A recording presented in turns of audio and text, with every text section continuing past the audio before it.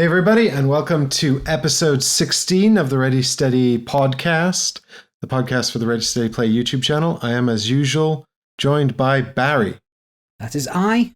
16 episodes. Wow, time flies.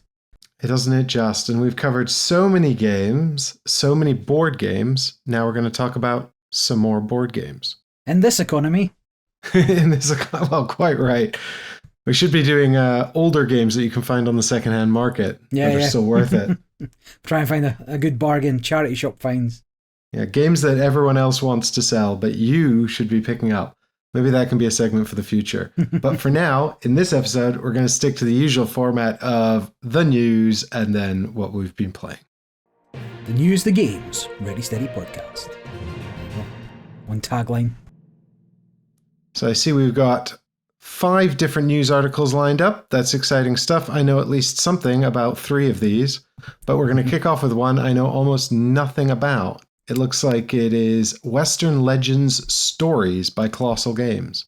Yep, so a sequel to Western Legends, which is also a Kickstarter, Colossal Games, designed by Hervé Lemaitre. And my French, getting a Scotsman to do French is a crime. And this should still have a couple of days to go by the time you're listening to this podcast, but as always, the likely late pledges available should you decide that you want it and hear this a little later. So I've not played Western Legends, but I did hear some good things about it. It's a sandbox game where players take on the roles of legendary cowboys or people from the Wild West. Move around. They can mine. Well, I have played it. Shall I give a brief summary? Yeah.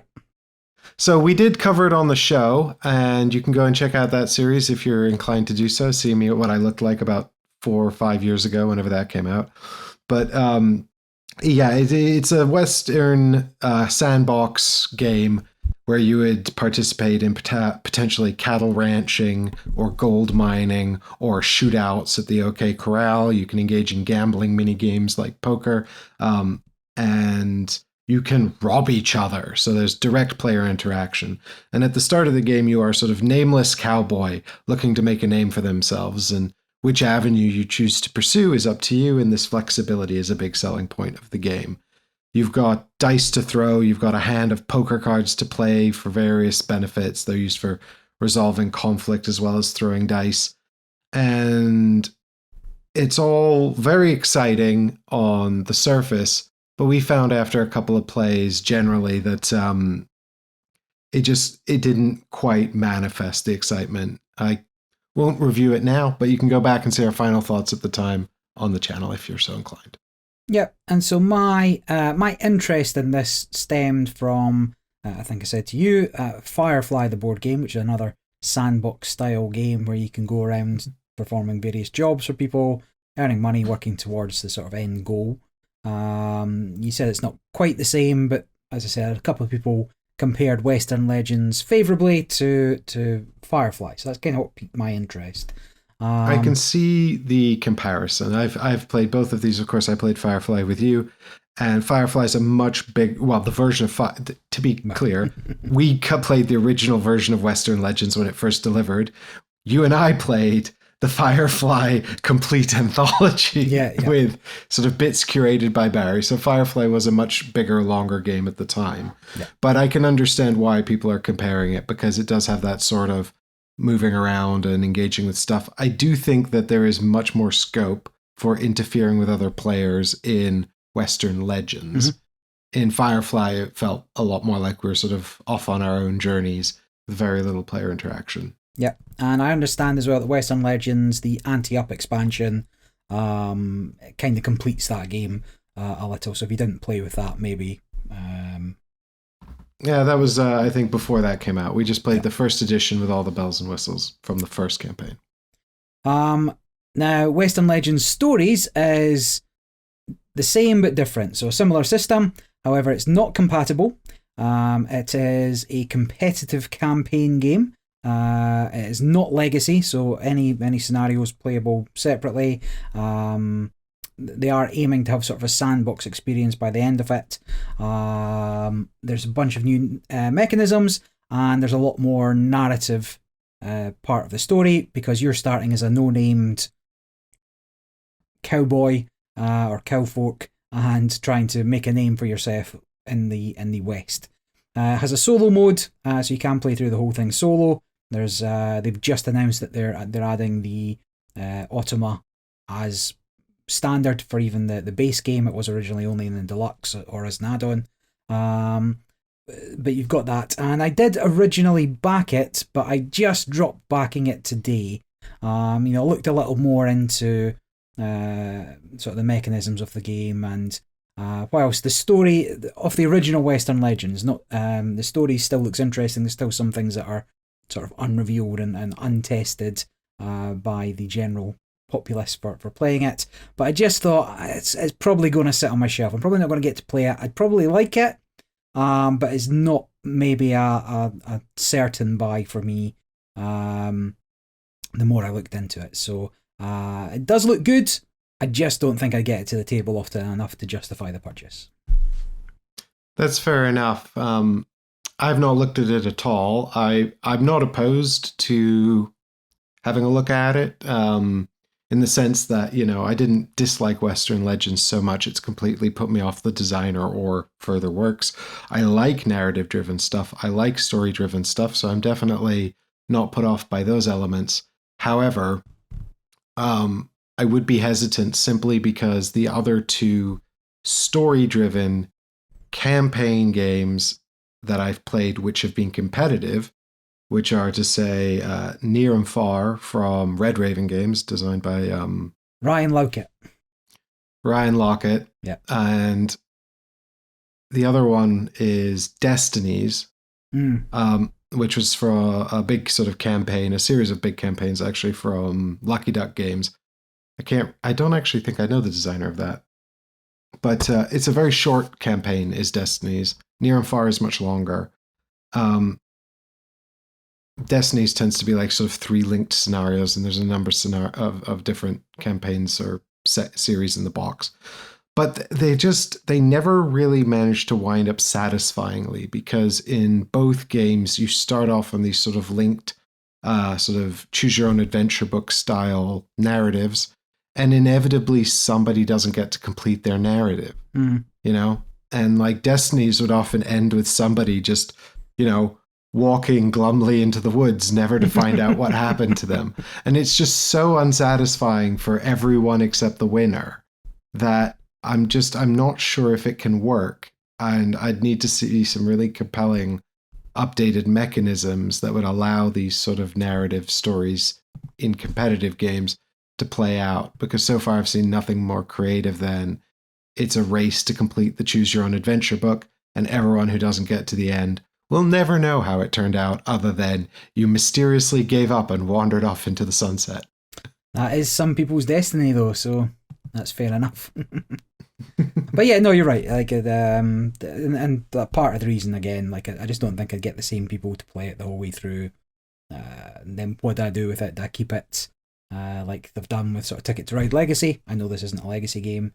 And try and even out the board, or do I, just move it on again? And I just don't think I'd play it enough to, even if I was to resell it. So, and I think that just on the topic, because you mentioned the bit about the automa, I played the first scenario of Destinies solo on the channel. You can see that live stream if you fancy looking it up. It's in the archive somewhere. But it's the first scenario, which is their best scenario. I think it was the one that was played the most. And so it got the most playtesting and therefore the most refinement. It's a good scenario. I was not super impressed with the solo play, which is sort of a race against... It almost takes like the race aspect of the competitive game where you're both racing to get to the end first, and then just sets you against an actual in-game clock. I think I did it. You have to be really ruthless about how much of the narrative you actually explore in the solo mode. But maybe that benefited the game. I found it was a little too intense and breathless, and I wanted a bit more time to explore the narrative. I don't know if they've since, because it's app driven, is Destiny's. I don't know if maybe they've allowed you to pick a sort of easier mode that gives you more time. But I did have a patron who won a copy of Destiny's on the charity stream we do every December. That's a good segue, not a segue, a plug. That's coming up, the charity stream in December. I'll talk a bit more about that later, maybe. The point is, they won a copy of Destiny's. They played the whole thing solo and they loved it. And so I think if that sort of thing sounds appealing to you, this sort of action optimization puzzle where you're following a choose your own adventure narrative, you might get something out of Destiny's. Likewise, maybe there could be something for the solo players in Western Legends stories where you're not going to have that problem of, I can never find out what happened to my narrative, because when you lose, you can just go back and try again, I guess. Yeah, makes sense. Anyway, that is Western Legend Stories, currently available on Kickstarter. Nobody's backing it currently. We're not backing it currently. I may get back in, who knows. Game number 2. So a surprise one, game announcement this week, and it was for a second edition of Ethnos. Now, I was completely caught off guard by this. Was not expecting it. Yeah, Archaeos Society, of course. So this is a Simon game designed by Paolo Mori. And I think Ethnos came out, I want to say, 2017. In fact, I'm on there just now. So it came out 2017, and it's a small set collection area control game. There's a bunch of different tribes to collect as sets. You won't have them all in a single game. You'd have like 6 out of the 12. And they've all got different powers. You collect either cards of the same colour or cards of the same tribe, and you will play them to put a disc out to help you control an area, in addition to whatever points or abilities the tribe you led with gives you. And the game's played over 3 ages, which is done just by the amount of cards that are revealed. The third dragon ends that age. And you'll score points for your control of the 7-8 different areas on the board. Now, this first edition of the game, the map was very small, although the rest of the game was fine sized. But that was always a complaint everybody had for Ethnos. And they wanted that. There was cries for a second edition. However, Simon came out with Archaeos Society, as you mentioned, which was a spiritual, not successor, we'll say a what's the word? Spiritual sibling to Ethnos. And then this time, instead of controlling areas, you were moving along tracks for pretty much the same mechanics for the game, mechanisms in the game. It's worth noting, actually, that, sorry, just before you continue, Barry, I was going to wait for a pause there, but Archaeos Society is actually Space Cowboys. It's not Simon. Ah, right, okay, fine. So they must have licensed it, I guess, because Ethnos originally was Simon. I think... I've not played Archaeos Society. It sounds like you have. I've not played a whole game. I've had a look. I was at the Games Expo and had a little go just to see what was different. So I think it falls into that camp of significantly different enough from the original that we can get away with this, right? It's the exact same designer. And at the time it came out, which was only last year, Simon hadn't indicated at all they were interested in a second edition of Ethnos. And part of me wonders if it was the sort of general murmurings around Archaeos Society that reinvigorated Simon, because I think the general consensus seems to be that Archaeos Society does some things better and some things worse, and both are sort of equally good in different ways. But I don't know if that's the impression you have. I've not seen anybody prefer Archaeos Society. I'm sure people out there are many Archaeos Society admirers who do. But from my friend group and the people I've seen chatting about it, almost everybody preferred Ethnos, despite what flaws it had. And this one, and then the second edition announcement, but it's totally new. So the first edition, all the art was John Howe, who you might know in particular from sort of Lord of the Rings art and this sort of fantasy art that's grittier. and now it's very much bright, colourful, different animal tribes. Sort of it looks almost Asian inspired. A lot of the tribes and the way they've costumed up the anthropomorphic animals. They've made a bigger map and they've added. There was a fairy tribe that was very hard to get a hold of for the original Ethnos. That's now in as raccoons, as well as a couple of other brand new tribes in the box. Yeah, straight up second edition version of Ethnos. I enjoy Ethnos. I took it to Expo a couple of years ago, or maybe even just last year, and I had it sitting out, and there was people coming by asking to borrow it to play it, and they had a good time with it. And so it's maybe not too surprising that the game's still popular. It's very hard to get hold of. So a second edition with revised components and theme, because that was another complaint. It was such generic fantasy. Like it was orc, troll, giant, and there was like nothing. There was nothing behind it. Like it was just, here's a fantasy creature. This one seems to be much more. Okay, we've created a world for Ethnos to sit in. But my only problem with that is that, much like the new Libertalia, I don't really like the art. And I don't really like. I mean, going from John Howe, who's a fantastic artist and has a very distinct style, and if you like him, you like him, to this kind of anthropomorphic, I feel Asian inspired, chibi style animals, is quite a leap, and if it's a tricky one. I don't feel like I want to upgrade to the second edition and lose what I like about the first edition.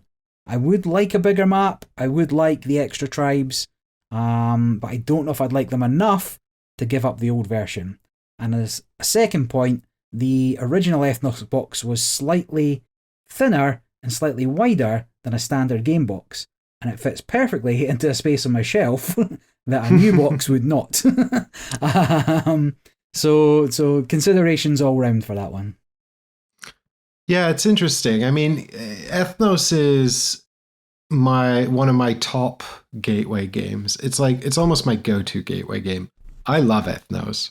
It is just set collection and territory control with 3 scoring rounds.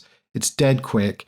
It is. I think the chief complaint I've heard about it is it's quite hard to remember all the faction powers, and it can be a bit hard to teach if you haven't played it for a while, which is a fair enough thing, except I've played it enough. I've internalized most of the faction powers, and I can teach it pretty quickly, and people get it pretty quickly.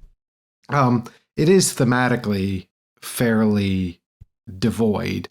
You've got these races that you put into the game, and the races come in different types and colors, so the colors correspond to the territories on the board. You've got your bird folk, and they're in 8 colors or 6 colors, however many territories are on the board. And what you're doing is you're either collecting all the colors that match a territory, and then you can have bird folk allied with halflings, allied with giants, allied with mer people, or you're collecting the bird folk themselves, in which case they'll be all different colors. And I don't know thematically who we are or why we're assembling armies, or are we lords of the different territories, but we don't start with any presence on the map. It's not like this is my area. You're just optimizing area majority through set collection. So I think that the John Howe art goes a long way to bringing a sort of a sense of world to the game. And that might be why Archaeos Society didn't quite land as well. Because, I understand generic fantasy is a bit of a complaint, I suppose, or a pejorative, but at least people are sort of immediately able to identify something in it. If they like fantasy at all, they're like, oh, I sort of know what these things are, and it gives them some sense of the world, even if it's just ripped off of other common fantasy IPs. But I don't know. I never had any problem with the small board. I don't mind it, but I can appreciate why It's people not the worst, might. but it is small, particularly if you're playing 6 players. Yes, if you're playing 6 players, yes, it's very small. But I think actually the stackable tokens that are very easy to knock over are worse. Yeah, another consideration. But nothing's so bad that is game breaking No. or really going to take away from it, but it could be better. Yeah. I mean, I also have played a lot of Ethnos, and I do have the fairies promo, so I've got all the Apparently, clans. it's not very good anyway, but yeah. It's fine. It's certainly not a big deal, but it's just a little bit more variability, isn't it? But I don't yet feel like I've exhausted my interest in the various different combinations. I think this is a great opportunity for people who've been looking for a copy of the game to get it, because it does appear on the secondhand market relatively frequently, and when it does appear, it's usually quite reasonably priced. But it is a cheap little game. Originally, at least, it was a cheap little box. And so I hope that they sort of keep it relatively accessible in that way. And this is a good opportunity for people who haven't been able to find a copy of it to pick up a copy. I'm not sure if I'll be so inclined to swap out my version, though, just because I do love the original art so much. Yep, agreed. And there are a couple of good fan contributions to Ethnos. There's 96 alternative tribes. What? If you wanted to download and print them, and there's also one guy made a Moana retheme that was really above and beyond what a normal print and play might look like. It was very good. And so it's got a fan base, certainly, and I think the second edition will also do quite well. It's just not hitting the artistic mark for me, but apart from that, I am still interested. Well, and I suppose there was possibly a little bit of a inconsistency between the John Howe art, which is very serious fantasy art, and the nature of the game, which is incredibly light. It almost lighter than Ticket to Ride, even, you know. So there is I can see why going in a more sort of approachable direction might help sell the weight of the game better. Yep, makes sense. But that was a surprise announcement and some news. Yeah, and a welcome one. Why not try it out? Rest of my news is all Kickstarter stuff, and all Kickstarter stuff you should be able to get your hands on if you are so inclined. One game that I was unaware of previously, but just browsing, is a game called Tofu Shifu. And it is by IE, or IE, I can't even say it differently, so it will be IE Board Game Craft. The designer... That's AYI? Yeah, AYI, but obviously in a Scottish accent, a Scottish London accent, aye boy. The designer are Board Game Duel, IE, and Hypercross R&D. I don't think that was his given name at birth, but what they're going by now. And but most importantly, they did have a consultant for this game called Daifuku, who is a cat. So that's how you know the game is going to be good. Instant back. Exactly. So Tofu Shifu is a 2 to 4 player worker placement game. There's a deck building and hand management element to it, and unlike the art for Ethnos, it was actually the art for this that turned me onto it in the first place. And so the game is set up that you've inherited your grandfather's tofu restaurant, and you have to hire workers and develop recipes and get ingredients and serve the customers. And the art is a traditionalish style, sort of Asian style, depicting modern activities. So where you might be more familiar with the sort of Chinese art, showing old-timey fans and whatnot. In this one, it's super cute art where you're, adding ingredients to a pot, and you're running a sort of modern but traditional-looking tofu restaurant. And looking at I have asked for rules. There's no English rules up yet. They're still working on the translation, but there are a couple of videos showing the playthroughs. And basically you send a worker to one of the 9 spots on the board, you pay the cost, whatever that may be, and you'll get the benefit. So it's just sort of normal worker placement, whether that's, you get a cut, you attract a customer in, sit them down, you get ingredients, or you make the dishes. And as I say, I backed this one, and hopefully they'll get rules up before the end of the campaign, which should still be live by the time you're listening to this, because I'm sure you all get it on the day of release. And it just looks... The game looks fairly solid, but it's definitely pushed over the top by the art.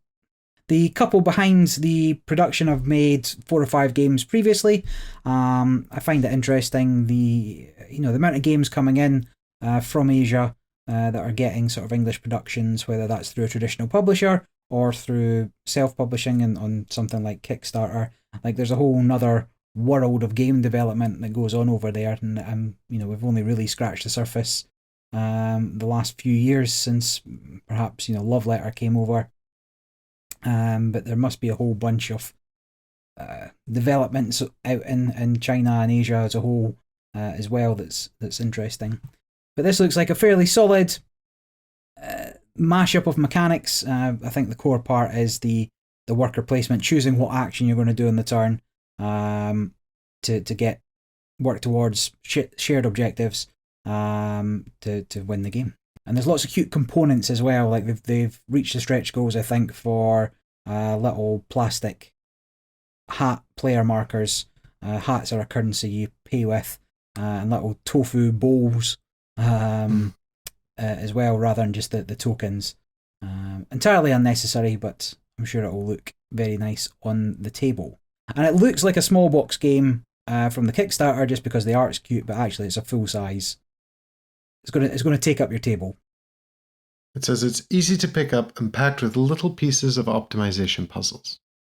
Well, that's marketing spiel, but yeah, it does look quite fun. And from something light and fun to the last couple of PCs, which are much, much heavier. Yeah. The other end of the spectrum, almost. So just something that just launched today, but something I've kept my eye on, or I'll be out for a week by the time you see this one, I guess, is Karma Games' Clans of Caledonia expansion, Industria. So this is designed by Juma Al-Juju, and also published by Karma Games. And it is an expansion to Clans of Caledonia. Now, if you've not played Clans of Caledonia, you won't know why this is super exciting, but very good game is Clans. I think it's board game top 100. 69. Nice. And then Clans Caledonia is it's an economic game with sort of area maybe not area control, but area ownership. There's commodities that go up and down, the kind of thing that'd be really good in distilled. That's an aside.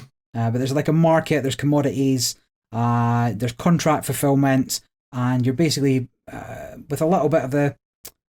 What's the mechanism called where you're taking things off your board and it reveals more stuff? I would say it's Terra Mystica, but I don't know if it's got a name. Yeah, I don't know if there's actually a strict name for that, but yeah, it's got, those... As you expand across the board, you're removing pieces from your player board to put them out and revealing upgrades, which, yeah, you'll know from Terra Mystica or Gaia Project if you've played either of those. Yeah.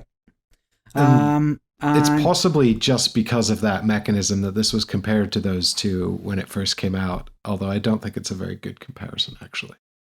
I'd say to some degree it is. The placement of the pieces on the board is very Terra Mystica-like, because it matters what you're next to for what you can get as resources and what the cost of things are. So that's also quite like Terra Mystica. But it is much more of a commodities game, a market game, than the Terra Mystica Gaia Project Age of Innovation. Yeah, and I think the unique element of those two games is the fact that you have to funnel everything worth having through the trading post, which you can rush build if you're close to someone else. So that's the cost for, the proximity war that's going to come out of that. you'll place a lot more pieces in Caledonia, and I can't remember if there's any pieces that actually reward you for being close to other people. Not specifically, but you also want to be in all the areas, and you want to get into the corners for the shipping. Tiles as well. There's various mechanical incentives for you to spread out and expand, and you'll place many more pieces than you will in any of in those two comparative games. I think that gives it enough of a significantly different feel, in my opinion.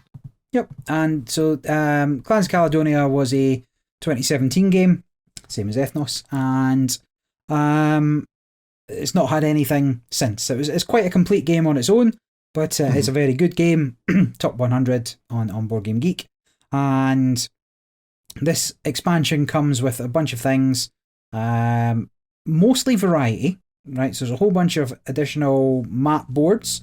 The maps are modular already, and it doubles the sort of number of tiles. There is a solo mode come into it, if that's what you want. Everybody wants a solo mode these days. It's going to come in a big box that will let you store both of them. Clans of Caledonia was already in quite a compact box, so this will just take it to being a little bigger. There's new clans. Everybody's got asymmetric powers in terms of what they're trying to achieve. There's a whole new segment of the game, which is the train board, in which you've got to move your goods around and sort of get the best price for them again. And it's an economic game, it's a market game. And it just looks like it adds a huge amount of variety and a significant amount of depth to what is already quite a deep game. We played a game of Clans of Caledonia at Expo, and there was 3 of us, and we had sort of effectively an open seat. So, excuse me. A guy named Hans was walking by, and he's like, "Oh, can I join you?" It's like, "Yeah, absolutely." Sits down, destroys us all, walks off again. It's like, "Okay, cool, thanks." He's perfectly sociable during the game and everything, but he clearly played it a lot more than we had, and just absolutely smashed us. Like, if you're better at the game, you're going to win. You know, it's that kind of game where none of us did perform badly, just he was much better. Yeah. And Clans is certainly, one of my highest rated games. I think I don't know whether it's the Terra Mystica mechanisms and removing things off your board that are of most interest to me, but the market element was different enough that it doesn't really give you the same feel, even though when you look at it mechanically, it's like, oh yeah, I can see a lot of similarities.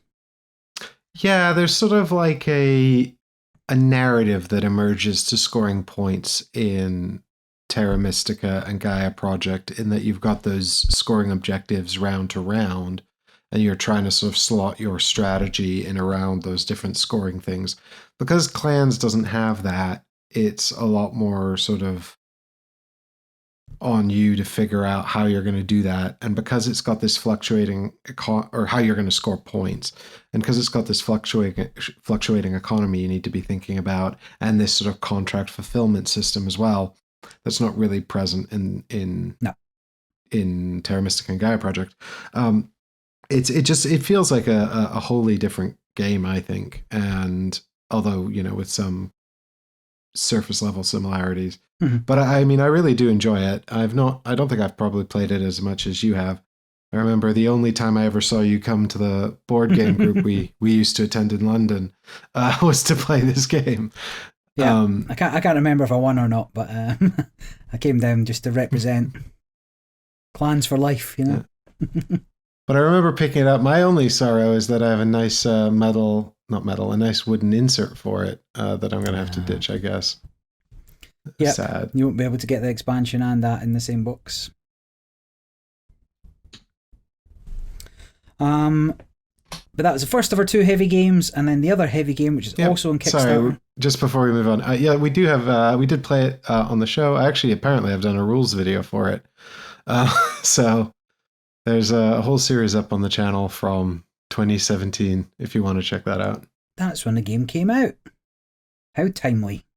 Nice one. And then the last sort of news item, and again another Kickstarter coming out, and this is World Order, which is the follow-up to Hegemony from Hegemonic Project Games, and this is designed by Vangelis Bargiatakis and Varnavas Timotheo. And are they the designers of Hegemony? They are. So same designers. I don't think Hegemonic Projects is a huge company, right? I think they've got a few people, but so yes, these must be their main designers. Now, Hegemony was a big game from 2023 that was designed in part to simulate the economy of a country. You have the capitalist class, the working class, the middle class, and the state all working together but opposed to it's not even really semi-co-op. Everybody's got their own goals. No, but it's definitely not. You can't let anybody get too far ahead is the thing. So it very much encourages you to take down the leader or the person who's performing the best to some degree. And it's described as a political, economic, card-driven board game that puts you in control of one of those factions, right? So upper class, middle class, lower class, or working class, in the state. And this is that's a heavy game. I'm playing it on Sunday, and this World Order is, instead of being a game where everybody's in the same country, it seems to be that everybody is a different country. I don't know too much more about it. I did try to get it played at the Games Expo. I don't know if you managed to get a sit down for a round or two, or if you've seen much about this game. No, unfortunately, I did manage to have a look at it at the convention, and I took away a little bit more detail about it. It is, but unfortunately, I haven't had any time to sort of sit down and dive into it. I know that there's lots of content out there if you want to find out more, but of course, this comes from so if you know hegemony is a country, then this is the whole world. And the game begins actually in the year 2010. So it's sort of the state of the world at that time. And you've got 4 players who are playing mildly asymmetrically. So I think I understand it to be slightly less asymmetric than Hegemony, which is reasonably asymmetric. Hegemony is very asymmetric, I suppose, but also like once you get down to the nitty gritty, a lot of the turns are kind of like, you know, play a card, resolve an action, you know, and everyone's doing that. It's just the sort of ramifications of the actions they're taking and the way they actually score points that are quite different, you know. And the middle class is kind of a hybrid of the working class and the capital class. So you sort of see some mechanisms repeating and being implemented in slightly different ways, and that's where the asymmetry comes in. That in Hegemony, the state is almost entirely different to the other 3. It's the one that feels the most asymmetric. This doesn't look like it has that same kind of dynamic. So the 4 players, it's a 4-player game. You can play. I don't know if there's a solo mode actually. I think it's so. I think it's just 2 to 4 players. Yeah, so it's 2 to 4 players, and you're playing as China, America, Europe, or the European Union. And I'm going to say Russia, but I'm not confident. Yeah, Russian Federation. There we go. And what you've got is a map of the world, and then you're managing sort of imports and exports, resources and things like that. And you're engaging with political global situations. But what you're really doing actually is just you've got a deck of cards, you're doing a deck building game, and you're playing out, I think there's a number of rounds, can't remember exactly how many, but each round you'll play out like sort of 6 of your 8 card hand. So actually when I say deck building, again, you know, there's no real way of, you get what you're dealt and then you got to make the most out of. Yeah, but I don't even know if you have a lot more cards than I think it feels a bit more like a Concordia. I think it feels a bit more like a Concordia in terms of the deck building, you know, rather than like a Dominion or a Clank, so, or a June Imperium. So in that sense, it's actually almost more like a hand building game, right? because you're going to play out 6 of these cards from your hand to take different actions. And then at the end of your round, you'll have a couple of cards left over that you can then use to purchase more cards. So there's this sort of dilemma around which 2 do you save for the purchasing phase at the end. But in the meantime, you're sort of trading with minor countries around the world. You're investing in their national bonds in order to help them grow and things like that. And all of this is to put out cubes on the board. And there is this sort of area control system that's going on where each country has a certain amount of spots for cubes that come from investment. And when you invest a cube in a country, you can put it into the top level or the bottom level, and the top levels are all worth a point at the end of the game. So this is where your points are sort of coming from and how you're going to win the game, is these sort of getting these cubes out onto the world map. And the top spaces are only worth a point, but once your cube is there, you live there forever. The bottom space, the bottom set is a track, and the first cube you put out is worth 5 points. But when someone else comes, they push you down the track into the 4-point spot, and they take the 5-point spot. And then the next person comes, pushes you both down, so it sort of decreases. So if you get in there early, you secure the best spot, but you're more likely to be pushed out of it. So there's a dilemma around that. Furthermore, the bottom scoring doesn't turn on until all the cubes, all the spaces above it, the sort of the low scoring permanent spaces are filled up.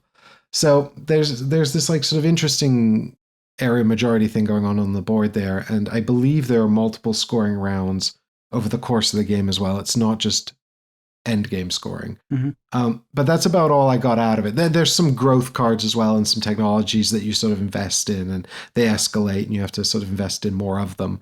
And the impression I got as well, because there's these resources you're managing and other people can buy your resources. So you might think, oh, I've got all these resources I'm going to use on my turn. And then a couple of people trade with you and suddenly it's your turn. You don't have them anymore because you had to sell them. You don't have a choice. So that's sort of interesting. There's some interesting dynamics going on there. I like area majority and I like sort of hand management and hand building and upgrading those functionalities. So I'm definitely interested in it. It does, again, look reasonably complex. I don't think it looks as complex as Hegemony, and they've said it's not as heavy as Hegemony, but I do wonder, like, is it gonna be worth the wait? The buy-in, the rules overhead buy-in. Yeah. Unclear. So Hegemony, the reason that New World is interesting to me is because of Hegemony, and not obviously, but if you know a lot about that game, it was how well researched the economics of the interactions were researched, and speaking with economics professors and looking into sort of models and systems and trying their best to re-implement that in a game form. And there's a lot of academia behind the game, and the game itself is still quite fun. And still works and does often lead to you'll see all 4 factions have a thread on Board Game Geek for this faction's overpowered, which is kind of what you want. I think some are easier to play and easier to get a hold of from the start. The working class is the most straightforward, I would say, of what you're trying to do. But even then, there's layers. I think. Sorry. No, even then there's layers of how when to strike, when to force the middle class and the capitalist class to provide jobs. How that's going to impact the state, and there's a number of modules as well you can add in to change things up, including events, world events that change out kind of what you're looking to do. I certainly think that the working class are the easiest to sort of grab just in terms of the rules overhead, but I'm not sure if they're the easiest in terms of interpreting how to actually win the game. But I do agree that people seem to have very disparate experiences with it. I've seen, generally speaking, the state do very well. But that might also be because the state, as I said before, is the most asynchronous, and so it tends, or asymmetrical, sorry, the most asymmetrical. And so it tends to go to the most like sort of experienced player at the table. And that might just be why the state tends to do well in the games I've seen. You might be right. Like my first game was working class and I won that, and then the next game they gave me the state for just that reason, and I won that as well. So maybe. Well, here's a little tip then for all you hegemony people out there. One of the state's things that it has to do is give out government aid. So it'll put this aid out for you to collect. And every time you collect it, the government gets these legitimacy tokens. Those legitimacy tokens are baller. Yeah, they're incredible. If you let the state get too many of them, they will just win in a landslide. So be very careful about accepting too much government aid. This applies to all you other 3 players, and you're going to want to take the government aid because it gives you a leg up over your other opponents. But you're just giving the game to the state that way. So how do you manage that? I don't know, but you're going to have to do some chit chat with your friends. It all goes away at the end of the round, right? But not the legitimacy. That stays forever. But the aid. The aid. Yeah, if you don't claim it by the end of the round, it's just lost. Yeah. So it just piles up and starts looking juicier and juicier throughout the round. And you're like, I'll just take it once. It's just once. What's the worst that could happen? Yeah, and suddenly the states automatically got I can't remember what the tokens are actually called. I think they generate legitimacy, but the point is it's got these sort of permanent legitimacy with your faction that it never loses, and then they don't even have to care about you anymore. So anyway, that's why World Order looks interesting, just because of the designers and what went into their last game.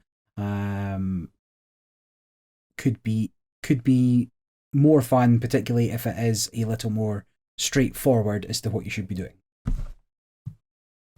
Yeah, well, that's exactly right. They do. I mean, I almost prefer Hegemony as a sort of simulation experience rather than a competitive game, just because I've found as a game, I'm not sure how competitive it really is or how it feels. Again, I've only played it 3 times. So I'm not necessarily the best one to make this kind of assessment, but certainly as a simulation of the way class-based economies interact, it's really interesting. There are some notable real-world things that are missing, like, sort of the social issues are largely sort of tied up in the cards, which almost directly manifest as economic transactions. So there's not a really solid reflection of social issues, and almost all policy matters that are voted on in the game are very binary. It's just a track that goes left or right. So it's not certain areas the complexity has been very simplified. But I think it has to be. The game's already very long and has a lot of rules overhead, and so I don't know how much scope there would be to dive into all of that stuff. I wouldn't necessarily be opposed to adding some more complexity to that stuff later. But, they have clearly gone away and sort of looked certainly at Western economies and modeled that in a way that's very interesting and quite captivating. I think with World Order, they've sort of done the same thing. They said they actually went away and spoke to UN specialists and government people and things like that, sort of really doing their research into how these national interactions take place, and they modeled it here. So it'll be interesting to see if this is economically focused as Hegemony, or if there's more sort of political issues coming into it, Yep. Well, that was everything I'd noticed for the last couple of weeks, including a couple of things just from today. So here you go. That's the news. And now we're going to move on to the games we've actually been playing. You guys play games? What? Right, where do we want to start? Take it away, Mike. Pick a game, any game. All right, well, just because I'm feeling chaotic, I'm not going to go in the order they're here in the show notes, and I'm going to start off with a Kickstarter I've been waiting for a little while, which is Iron Forest, published by Brain Games and designed by Brian Gomez. Iron Forest is, I suppose the elevator pitch would be the adult version of Ice Cool. If you've played the penguin flicking game at all, then you'll be very familiar with Iron Forest, which is the same designer and the same publisher. It is a game of flicking mechs around a map that's made up of the game boxes. And what separates this from Ice Cool specifically is that there is 2 levels. You see, the boxes unfurl, sort of pyramid style, not pyramid style, Russian doll style. The boxes unfurl and they slot together to create a lower level, and then you've got these pillars that clip onto the edges of the box and hold up a top level as well. And in order for you to access the top level, the game comes with launchers. So on your turn, you either launch one of your pieces up to the top level or flick it around the bottom level. And you are competing against each other. It says 2 to 4 player game. The 4-player game is just 2 teams of 2. It really feels like a 2-player game, but you can take turns and do a 4-player version if you want. I think, the 3-player game would feel a little strange because it'd be 2v1, but you are picking a scenario every time you play, and the scenarios have escalating degrees of complexity. So your very first one just wants you to flick your pieces through various doors on the map. The upper level has holes, so maybe you have to fall through a hole instead of go through a door, but that's what you're doing. And once you've gone through all of the entrances and exits that you need to, you first to do that wins the game. Then these scenarios escalate in complexity to the point where you're actually trying to flick your things into dice in order to roll a specific number, which you'll then capture, which will tell you to do something else. That's as far as we got. But I unpacked the Kickstarter. We started playing it. We played 3 games at 2 players, and we had an absolute blast. Would you like dexterity games, Barry? Not as a general rule of thumb. I didn't even know this existed until literally just now. I have played Ice Cool, and it's fun enough, but it hurts my fingers after flicking them for a while. Is there any mechanism, any mechanical aids for flicking things, or is it all like the little Sabutio pieces still? It's all still the little Sabutio pieces. I suppose the only assistance comes from the launchers, but those are specifically for launching the pieces into the higher level. Right. So one other thing. Yeah, I mean, it looks the amount of stuff. It looks impressive. It looks, the game that straddles, game and toy often have the best table presence, and I'm sure it could be a lot of fun. But then you get the people that are masters of, time and space almost, and can do some ridiculous things given enough practice with the PCs. And so I've seen, somebody flick a penguin round every room on the Ice Cool board and stuff. And I don't think I'm that dexterous to get super good. So it depends. It looks fun, and it looks very colourful, much more so than Ice Cool. So there are scenarios in the box that allow you to combine it with Ice Cool, penguins versus mechs, if you feel so inclined. There is some narrative as well to the game around the mechs from the Iron Forest, which is the city in the sky, fighting against the mechs from the actual forest down below. So if you're into your theme and your sort of context, it tries to provide some. But I think, what I would say I really appreciate certainly about dexterity games is when they're very precise around what you can and can't do. There's little room for sort of interpretations and things like that. And this certainly goes a way to doing that. They do offer a variant in the rulebook where they say, if your piece doesn't do the following things, you can have a second go, but we just skipped that right out. We said you get one flick and that's it. And if you mess it up, you mess it up. And then this experience was helped somewhat by the fact that we were, me and my opponent, of equal skill level, relatively equal skill level, i.e. both quite bad. Although I did lose 2 of the 3 games. They were very close. All the games are close. And I won one, of course. So, We were evenly matched, and yeah, we had some horrible flicks that went horribly wrong, some that barely changed the game state at all, and others that sent things careering across the board. There were some great shots as well, where it's like, if I can just pull this off, it'll be brilliant. And then we did, or then we got sort of halfway there, and it was all looking really good until it wasn't. I really enjoy dexterity games when they're precise and they're done well and the rules are clear.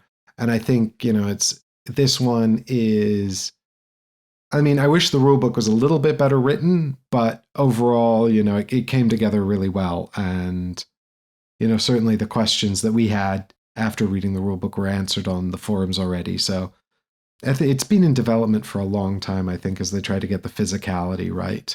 Yeah. But I'm very pleased with Iron Forest, and I had a great time with it. Nice. Well, games played, too many to mention almost. From last podcast, you may know that I was away at Barrycon 3 just last week, and played a great number of games over the 4 days that we were there. However, I'm going to start with the game I thought was the best new to me type game, and actually the best game I've played over the 4 days. And that was a game called Bombbusters. So I did mention that as one of the ones I was looking forward to at Essen. And this is a game published by Pegasus Spiel and designed by Hisashi Hayashi. So another Asian designer. Games coming over to the Western markets under a normal publisher, or a Western publisher, I should say. I don't think it was self-published before, but the game did look a little uglier in its previous version. So this is a 2 to 5 player cooperative game where you are bomb defusal experts. Now the game is quite light-hearted. It's anthropomorphic animals again, in the sort of almost Miffy style of art. But it's got absolutely nothing to do with the gameplay. Right, again, they could have taken this fully seriously, but the game's not that heavy to have gone all in on proper, full bomb suit, Hurt Locker style bomb defusement. So in this game, there are, so the full game has 66 different scenarios presented to you, which changes up the base rules a little bit each time. With the additional 3 promo scenarios you got from me at Essen, Mike. Thank you very much. The standard base game is that there are, I think, 16 tiles, numbered 1 through 16, 4 of each, which are shuffled up into a pile and then randomly given out to the number of players. I said 2 to 5. You then stack up the tiles facing you, so only you know the values, lowest on your left to the highest on your right. So 1, 2, 3, 4, 5, 6, 7, 8, 9, 10, so on and so forth. You get to give a clue, which will be to tell each other player by using a token what one of your wires' values is. So you can put down a 5 and point it at your 5. Then on your turn, you're going to pick a wire in somebody else's. They're like Scrabble tile holders, right? So you're going to pick somebody else's tile that you don't know.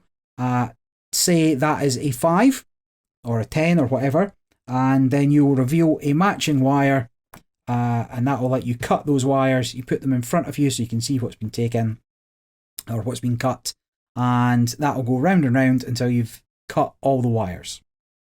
So far, doesn't sound that interesting, right? So the interesting part is, so there's 4 of each. So if you've ever got all 4 wires of the same number, you can, as an action, instead of cutting somebody else's, you can reveal all 4. Or if 2 are cut and you have the last 2, you can reveal 2. So that's a second action you can do to defuse the bomb, to get those wires out. The standard game, there'll be 3 yellow wires revealed at the start, and those are numbered in half steps. So 1.5, 2.5, 3.5, all the way up to 15.5. You'll reveal 3 of them, shuffle them face down, remove 1, and the other 2 are live in the game. The yellow wires, although there'll be different values, count as a match for each other and only each other. So now you're thinking, well, that's all the 3s gone, so, or that's all the 1s, 2s, and 3s gone, so I know that everybody's leftmost one must be a 4, unless the 3.5 is out, or the 2.5 is out, in which case you're not going to kind of know what one it is. And so you've got to cut all the yellow wires. And then finally, there's a red wire, which is like 1.1, 2.1, up to 15.1, for which there'll be a single one of them out, and you're trying not to cut that. If you ever cut the red wire, that's game over. You've blown the bomb up. And so the board has a way of tracking this. Every time you complete all 4 wires, you cover up that number. You mark the 3 yellow wires that are possible, but remember, you don't know which one's been taken out. And then you mark the red wire that's in play, so you kind of know where the bad number is for what you're trying to do. Now, in addition, every player has a character ability. For the base game, all those characters' abilities are the same. You can do a double cut. But additionally, there is a level of, there's like 4 equipment cards dealt out, and that equipment has a number value assigned to it. When you've cut the first wire off that type, you can activate that equipment, and it's a one-time use to do something like give another clue. Put down another number, say, look, this is my 12. If you're trying to cut that, if you're trying to figure out what's going on. Or it could be there's a triple cut in there. So like if you're confident, right, I know what all these are, I'm going to cut all 3. You could do that. What else is there? There is, I can't remember all the different equipment, but there's like 12 different equipment cards to play with. And then, so that's the base game. And then, as I said, there's 66 variations on this. The setup will tell you have 5 yellow wires. Actually, that'll never happen, but you have, this many yellow wires, this many red wires.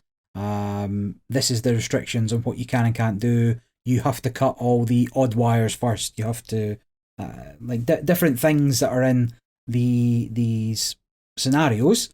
And even if you don't use any of them, the base game is still fun and challenging enough without being too difficult. Like, it's a good logic puzzle. I like a good logic puzzle. I like a good deduction game. Like, you've told me where your 4 is. Does that mean, is that your highest 4 or is that your lowest 4?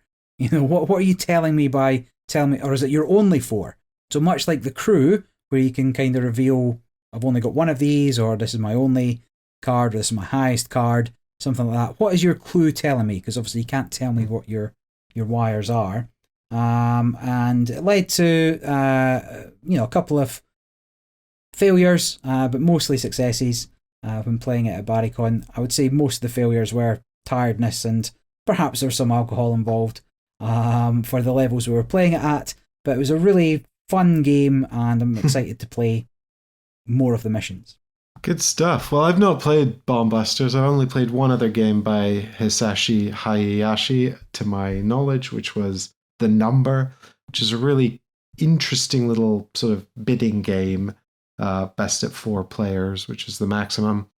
I would be interested in having a look at this for sure. I do like this kind of puzzle. I certainly enjoy the crew. So if you're saying this would appeal to people who like the crew, then I'd definitely like to try it out. Yeah, definitely think it'll appeal to people that like the crew. It'll appeal to people that like Break the Code. It'll appeal to people that like, I want to say Hanabi, right? So whereas Hanabi, you reveal your cards to other people, this time you only know what you've got. I don't want it to evolve into a game where, well, I've put this token here, that means that's always my lowest 3, or that's always my highest 3, or something like that. I don't want it to get its own language. I think people have to just be given the option to play it how they like, right? Right. But yeah, it's a good deduction game. It's a good limited communication game. I think everybody should give it a go. Good stuff. Well, hopefully that will become available and people can check it out. It's not a big box, I don't think so. No, small box, and it should be out. Well, it's out this week proper. If you've not already managed to get a copy. Good stuff. Well, I'm going to revisit one that I talked about before. which is Joyride Survival of the Fastest. I was sent a review copy of the base game by Rebellion Unplugged, who published it, and I liked the base game so much that I bought the Turbo Edition, which is the all-in Kickstarter. Did you buy that aftermarket? I did. I bought that as a pre-order from the what I assume was the Kickstarter print run. Yeah. So this is designed by Duncan Malloy and Pete Ward, and it is a sort of post-apocalyptic style racing game for 2 to 4 players. The Turbo Edition comes with a number of expansions that add more weapons, more obstacles, more nonsense, more cars. It comes with one box that is specifically centered around improving the 2-player game, or rather it's sort of maps and cars for lower player count, although it's all completely cross-compatible. What you're doing is it's a straight racing game, so you're trying to get around the board a number of times. Where it differs from sort of your traditional racing game, I suppose, is that you must go through a series of checkpoints and then back over the finish/start line in order to complete a lap, and those checkpoints are not necessarily in the most sensible order. So you might have to do screeching U-turns to get back to the right checkpoint, things like that. The core game comes with a scenario book and 2 boards. Then there are 2 more boards added by in the Turbo Edition, which comes with all of the expansions that they produced as part of the Kickstarter. So you'll have a total of 9 cars instead of the 4 from the base game, and 3 boards, and all the boards are double-sided, so 6 boards in total, tons of different weapons and obstacles. And it's a very light game, round to round. I think depending on the scenario, you're looking at 60 to 90 minutes. It says here 30 to 60 on BGG. Maybe at lower player counts if people are super across it. But, I played, when I brought the core set out originally, we played 4 players twice in about 3 hours. And then when we took out the Turbo Edition, we played 3 players twice in 90 minutes and just over 60 minutes. But the second scenario we played was one of the smaller ones from that dueling box, which some of the scenarios do go up to 3 players. Anyway, it comes with a book of scenarios in the core game, and then the big turbo box comes with more books for all the new maps and weapons and wrinkles that it introduces, which includes rainbow bridges that allow you to connect multiple boards to do giant maps. It comes with creatures that are actually going to move around the arena and attack you or something. We didn't actually play with those, so I don't really know how they function. There's magnets that will repel you or pull you closer, so you have to try and use those to your advantage. They'll just be placed on the map somewhere. Destructible barricades that you can blast through, more different kinds of jumps, speed boosts that will propel you faster. But functionally, round to round, all you're doing is you're trying to make the most efficient laps around this board, which is just hexes.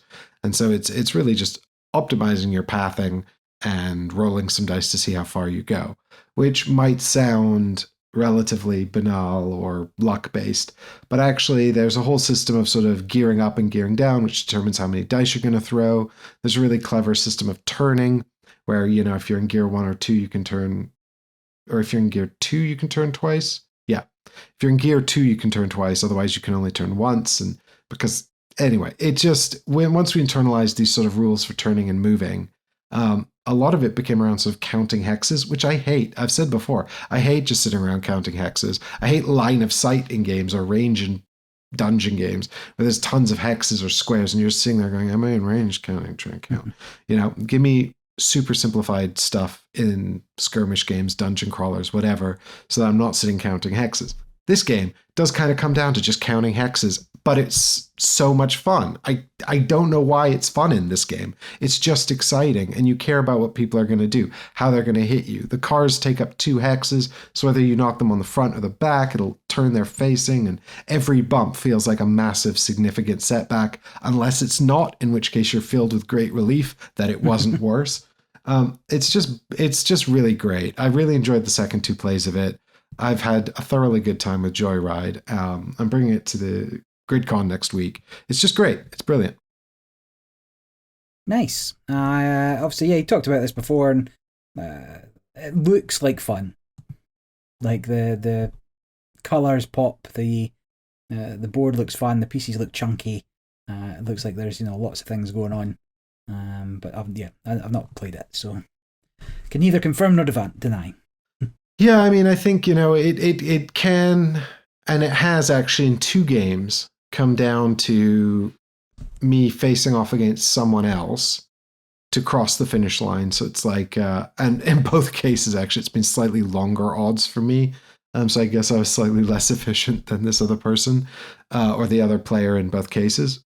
And so if the thought of the whole game, a 60 to 90-minute game coming down to functionally a dice roll to see who wins, sounds unacceptable to you, then I don't think this is a game for you. But if you like a game where, there's going to be some luck, there's going to be rolling your dice, but it's certainly more strategic and rewards planning and sort of risk and reward more, then I guess its obvious comparison, which would be Thunder Road Vendetta, because that's also a post-apocalyptic racing game. It couldn't be more different. Thunder Road Vendetta is just luck.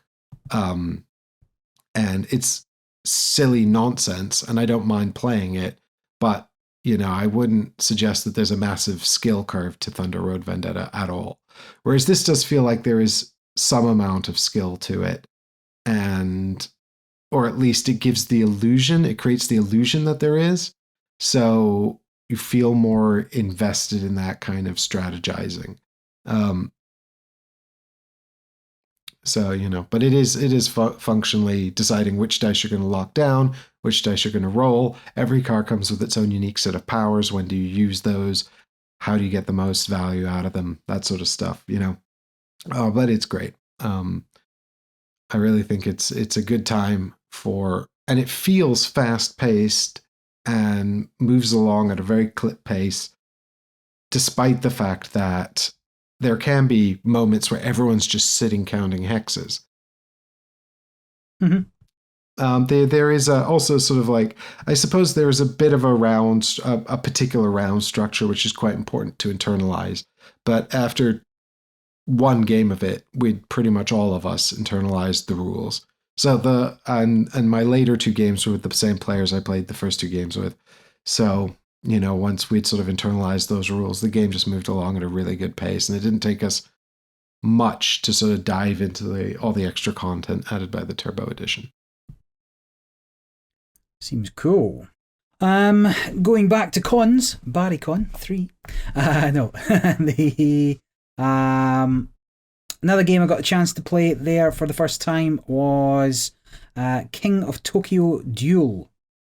So we've spoken at length on Duel games, whether that's Everdell Duel, whether that is Res Arcana Duel, I think we spoke about last time. Everything's got a Duel game now. Quack's Duel. They were all there. Splendor Duel, all games that we took. The King of Tokyo Duel is a small 2-player head-to-head version of King of Tokyo. So that is an yellow published game. Try saying that 10 times fast.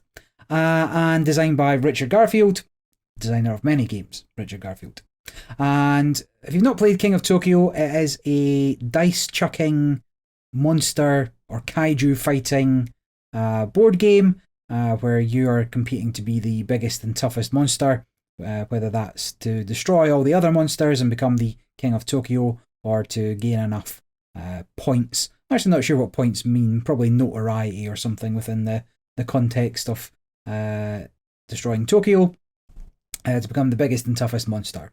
King of Tokyo Duel continues that, except rather than having to control a single area within Tokyo to start racking up the points, or being able to roll points on dice, this one's slightly different in that there are 2 tracks. One is the sort of fame, so the more network coverage you're getting of you destroying buildings, the the further along that track you'll go, and the more destruction you cause, the further along that track will go. And if you get either of those tracks all the way to the end, you immediately win. Or if you get both tracks down to a certain level on your side of the board, you also win. The game otherwise uses the same dice chucking Yahtzee mechanics. So you've got 6 dice. Normally, you'll throw them. You'll get to bank any dice you want, re-roll, bank any dice you want, re-roll, and then whatever you're left with is what you get at the end of the round. That could be energy for buying unique power-ups. That could be moving along either of those tracks. And you could also trigger things by moving onto different spaces on those tracks. It could be attacking your opponent. Another way you could win there is by killing your opponent, the same as normal King of Tokyo. And you're just working towards any of those 3 potential goals.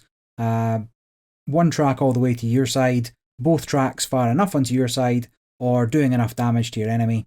You can also heal on the dice. That's something else that was from the normal King of Tokyo as well. So this game, other than that, differs a little bit. It makes it easier to buy some cards. If you don't buy a card, you get a money, you get an energy, which is the currency of the game. When you do buy a card, some of the cards provide tokens which go on the tracks, and when you move on to those spaces, you get a reward, but only on the turn that you pull them, not when they go away. So even putting them on your side of the board, if you've already pulled one of the tokens towards you, if your opponent pulls it back towards them, they'll get the bonus on the return journey. So deciding where to put them is important, because those can also lengthen or shorten the track length. Some of them reduce the number of spaces or add a space to be covered, putting those down. But at the heart of it, it is a Yahtzee dice chucker, right? So it's the same as King of Tokyo, the same kind of what's the word I'm after? Push your luck, dice rolling type game that it's always been, but this is much more condensed. And the games I had of it were quite fun. There was a reasonable amount of back and forth. Nobody ran away with the game. The dice rolls weren't so one-sided that there wasn't some interesting play. However, I can see where there would be games that could be over in like turn 2. So the problem with the tracks is that the winning conditions are only 3 spaces on your side. So if on your opening turn, so in order for you not to be able to win on your opening turn, you only get 5 dice if you're the first player. So, but you could move 5 of the 6 spaces needed to win the game on your first turn, depending on what you rolled. And then depending on whether I'm able to roll to pull them back again, you're always going to start off with that. It's quite a strong first player advantage to be able to get everything onto your side. Now, you're not always going to roll 3 destruction and 2 fame. Sometimes you're going to roll energy, sometimes you're going to roll attacks. But the game could be over as early as turn 2 with almost no decision making, almost no fun to be honest, right? It could just be luck. And I can see that some games are definitely going to go like that and it's going to fall flat. And if those are your first games of it, you're not going to like King of Tokyo Duel. I was fortunate that my first couple of games were a real grind. There was a real risk of me dying and I was spending time healing up and moving the tracks, and then they were attacking and moving the tracks, and it was back and forth. I was getting a sort of energy economy engine going, and I was buying lots of cards that let me change up what was on the board and have a lot of powers, but I was always on the back foot, and I was just working on a single track and trying to keep them at bay from the other ones, and it ended up being quite a good game. But that was just sort of happenstance. It could have gone a little longer. I bought a power up that meant if I rolled 4 dice the same, I took 10 damage, so I ended up blowing myself up on one of the turns. Otherwise, it would have potentially gone my way, but the only reason I was able to do that is by the extra dice that this card provided. So it was, I had fun. I see the flaws, The games I played were back and forth, but that might not, your mileage may vary on that one. And the fact that it can happen and there's no real way around it, I don't know if that makes a good game or not. I could think that the area for having your pieces in is quite wide, right? It's sort of 3 steps back from the start, and then there's 3 steps that you've got to have the pieces in. Even just moving that 1 step more, like if there's a 2 space gap and you had to go 4 spaces onto your side, it just means that you're less likely to get those rounds where, or those games where it's over before it's begun.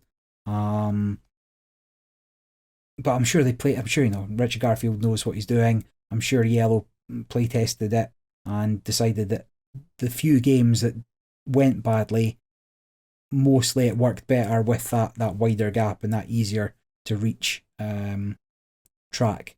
But I can see this going very sour for a fair number of people. And really, you just want to be playing just play King of Tokyo if you want to play it. I don't think this is a worthy 2-player game when you've got things like, say, Quack's Duel, when you've got things like even Splendor Duel, when you've got things, there's many other 2-player games, Watergate, Blitzkrieg. Well, if I was going to play a Yahtzee-style 2-player game, I'd go straight to Dice Throne, but I don't think you're a fan of that, right? Well, I got rid of Marvel Dice Throne. I wasn't not a fan, but it's certainly, Dice Throne's a little more complex than this. Well, certainly more complex than this, but a little not complex enough for where I'd want to be for the huge number of 2-player card games that I have, and other 2-player games. It didn't do what it needed to do for me. I do think Dice Throne's fun, but actually the more fun I had with Dice Throne was at higher player counts. That's really interesting. I've not really enjoyed Dice Throne at higher player counts. But well, actually 3 players was best, and getting that extra power card when you attack the person with the highest life, I just thought was an interesting enough rule that nobody was ever out too soon. So that's that. I can't recommend King of Tokyo Duel, but I did have a couple of fun games. I'll talk about a 2-player game that I played, which could not be more different to King of Tokyo Duel. This is Speakeasy. I played it at 2 players. This is a game that is in its prototype currently. It's just been on crowdfunding. So it's been on Kickstarter from Eagle Griffin Games. It is designed by Vital Lacerda, and it's a 1 to 4 player heavy Euro game. by Vital Lacerda? Are you sure? Speakeasy is another big box, heavy Vital Lacerda game. So if you're familiar with any of the other offerings from Eagle Griffin Games by Vital, which includes but is not limited to Ethnos, Gallerist, Lisboa, Escape Plan, now Kanban EV, which is the reprint of Kanban, On Mars, Weather Machine and Inventions, then you'll know exactly what this sort of offering is. And all of these games tend to be quite complex logistical puzzles. So they're heavy Euros with large rules, overheads that you have to internalize. And then the game is, how do you pull the levers and push the buttons in the right order so that the game spits out the prizes in a way that does not let you drop behind where you need to be, or let you get pipped to the post by your opponents. And when Vital Lacerda games are at their best, this can be satisfying and rewarding, and occasionally you'll spot other paths to the ones you were focusing on that will be more rewarding, or sort of alternate strategies that are equally rewarding to what you were planning. And there's just a sort of a deep sense of satisfaction overcoming this considerable logistical puzzle. When they are at their worst, they tend to be frustrating. You can't ever get the things you need. You seem to just be backsliding and watching everybody else make incredible points while you wallow in an absence of resource and function. I do think there is a somewhat band of weight within the Vital Asserters. That is to say, something like the Gallerist is fairly approachable by Vital's standards. Escape Plan, one could argue, is also fairly approachable, although it's quite savage in its sort of pacing and race to get to the end. Whereas On Mars is very heavy. I actually skipped. I played Weather Machine in its prototype stages. I play tested on that, and I'd say that's pretty heavy too. I skipped Inventions, but I came back for Speakeasy because the theme looked fun, and I was playing it with Mark of Not Board Gaming. He was very keen to play it. He's a big fan of Vital's games and certainly of the solo modes as well. And I thought this was something of a return to form. The theme felt much less abstract than the themes in... I can't speak about the theme in Inventions, but certainly the theme in Weather Machine, and to an extent the theme in On Mars, which I still like. I really like On Mars, mainly because it is the most sort of, in my experience, heaviest and I suppose the extreme example of the Vital Asserta offerings. But this had, I thought, a little bit more generous access to combos of actions. It gives you, over the course of the game, 11 actions. And you're taking these by placing a worker. And that might not seem like a lot. But the amount of stuff you're going to do with those 11 actions, it's a lot. It's very heavy. And there's a lot of moving parts, a lot of things you have to account for. There's never a simple way to get what you need. And so there's a lot of these sort of moving parts. Ultimately, it's Prohibition era New York, and you're trying to build up your criminal empire of illicit booze.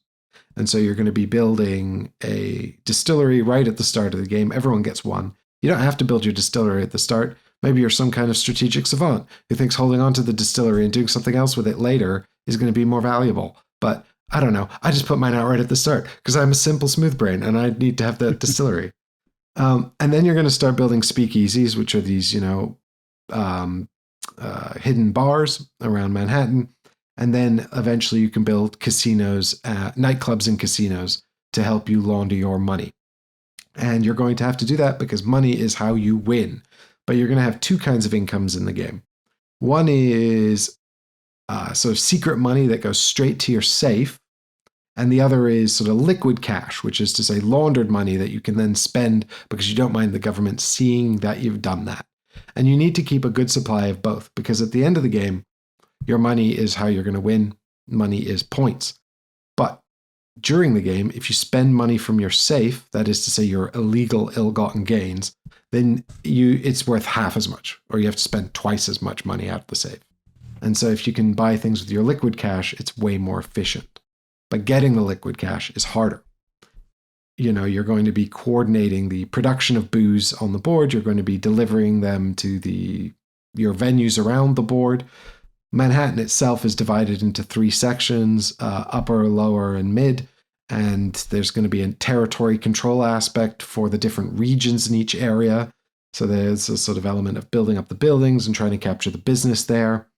There are rival gangs that are controlled by the board game, which are going to be coming at you and all the other players.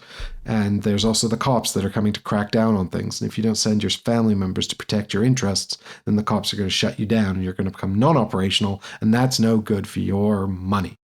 So there's also boats. The boats that are shipping booze in from Europe, where it's totally fine to drink.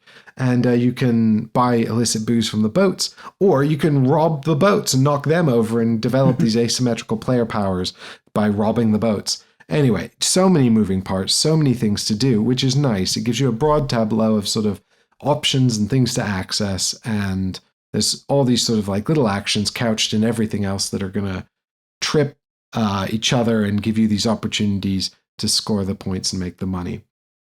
When I say this was sort of like a return to form, what I really mean by that is there's the Vital games, a lot of moving parts. Every time I get it to the table, I feel like I have to relearn it, and teaching them is really difficult. It's hard to have a competitive game the first time around unless you're playing with people who are really experienced, super cross heavy Euros, very used to playing these sorts of things, or even better, very familiar with Vital's games.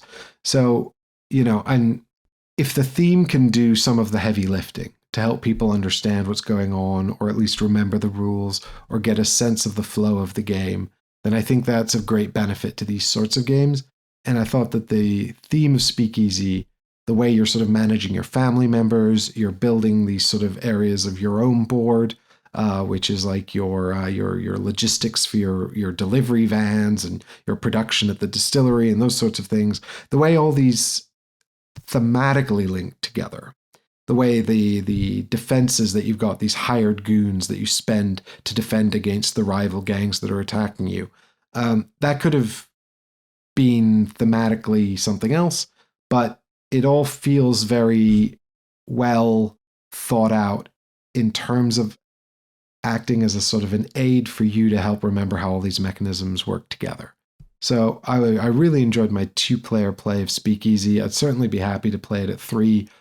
I'm willing to try it at 4, although I think it might start to get quite overwhelming, but we'll have to see. But I thought Speakeasy was a great new addition to the Vital Lacerda catalog. Nice. I've still not played Lacerda. I did buy Inventions, and it's sat on my shelf of opportunity, my shelf of shame, along with Plum Island Horror, which I got back in January. Still not played. And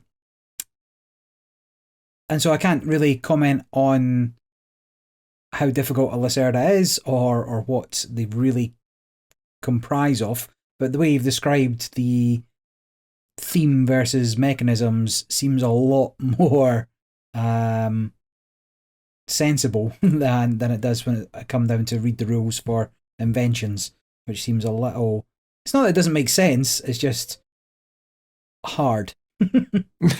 Well, you're not the only one that's had that struggle with Inventions, and I think even for people who play, and so I skipped Inventions, but I think even people who play Lacerdas have had that sort of struggle, and I'm empathetic towards it because I have that struggle every time I try to bring On Mars back out.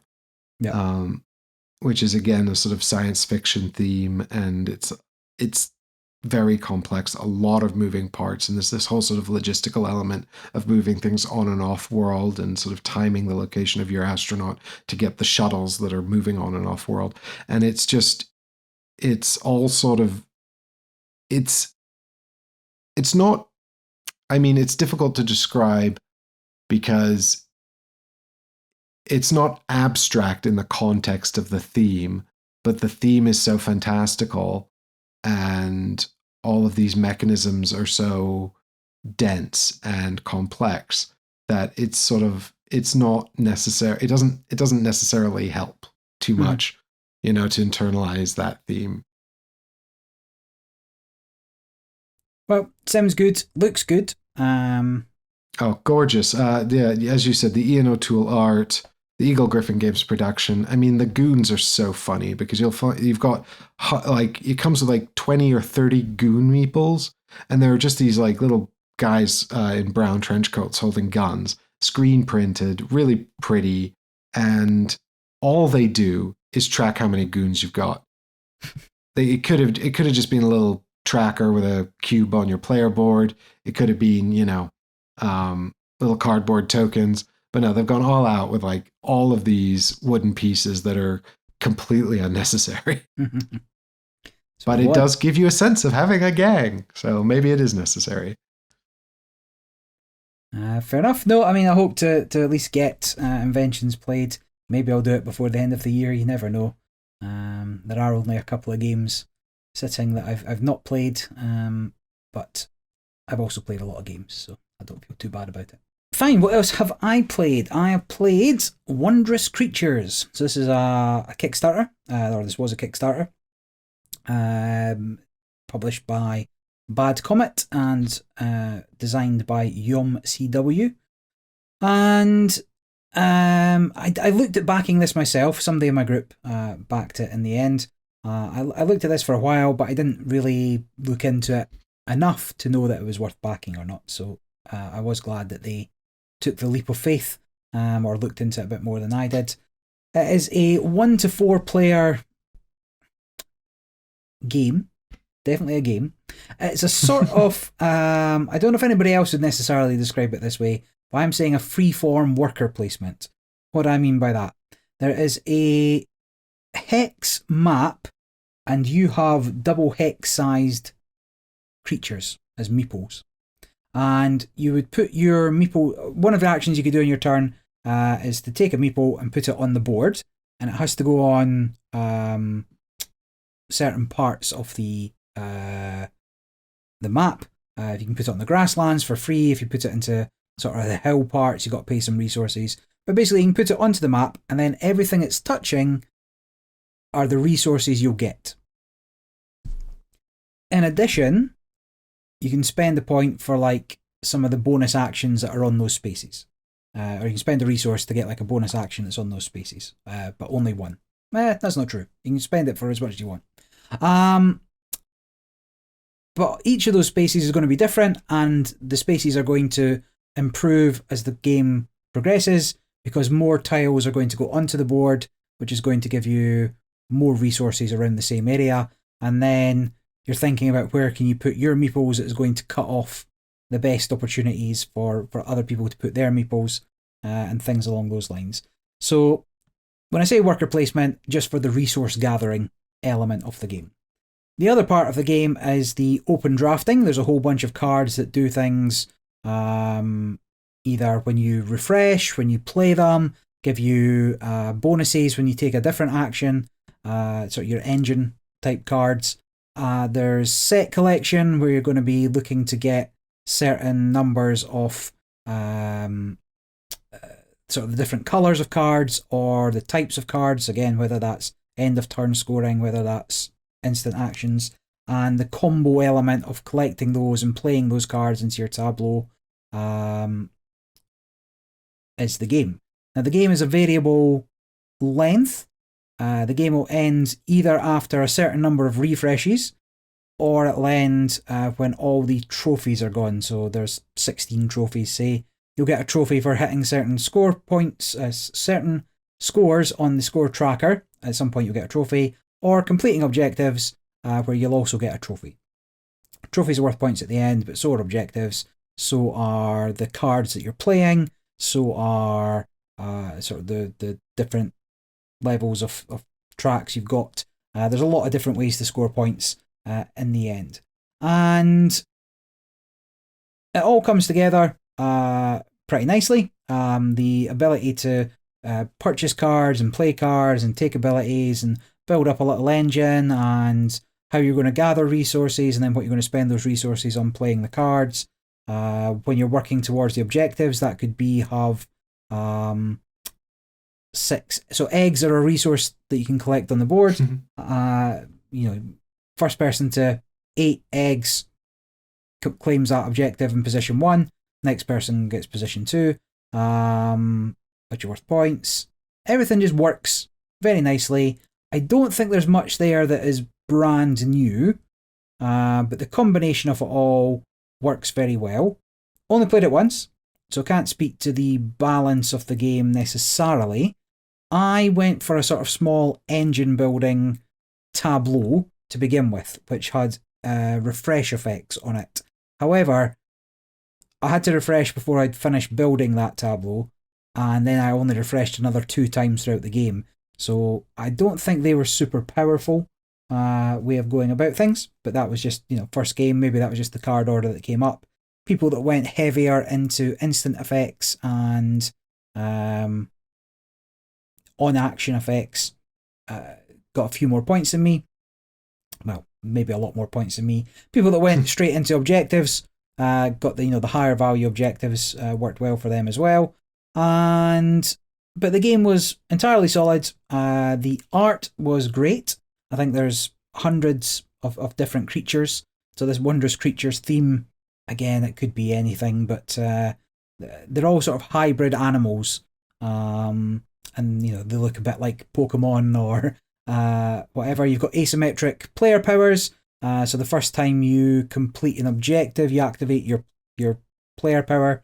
Mine's was I could activate the tile I was looking at. So you get a little meeple for your character. You can put it on the meeple that collects the resources, and then when you put it on the board, you activate your character power. And so I got bonus actions for the creature that my character was riding. But there was a dozen different character powers to choose from. There's different ways of playing. There's a few modules, including sort of gigantic creatures you can put down. There's different ways of starting. If you take 3 meeples of the same, you get something. If you take 3 different meeples, you get something.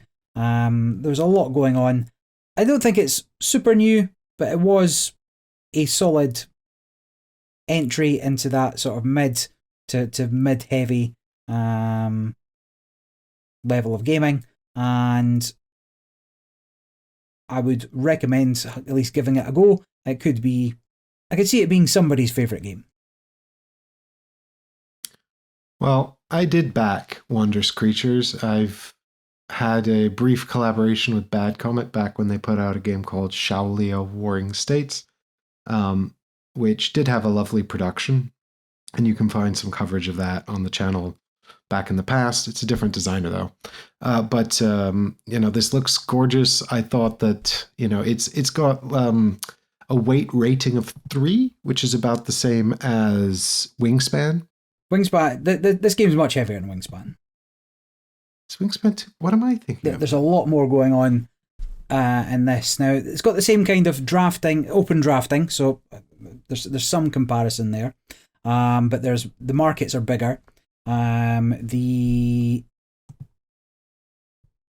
don't know. There's a lot of games that fall into this. It's not unsurmountable, but there is a lot going on, and there's a lot of reading. So if you remember, I spoke in a previous podcast about playing distilled with all the unique ingredients for first time players, and it was too much. I think I put it about there. Just on sort of distilled. It's not a super tough game to get to grips with, but there's a lot going on for that first game, and a lot of reading in that first game, because every card's unique. There's different things you want to be thinking about for each of those cards.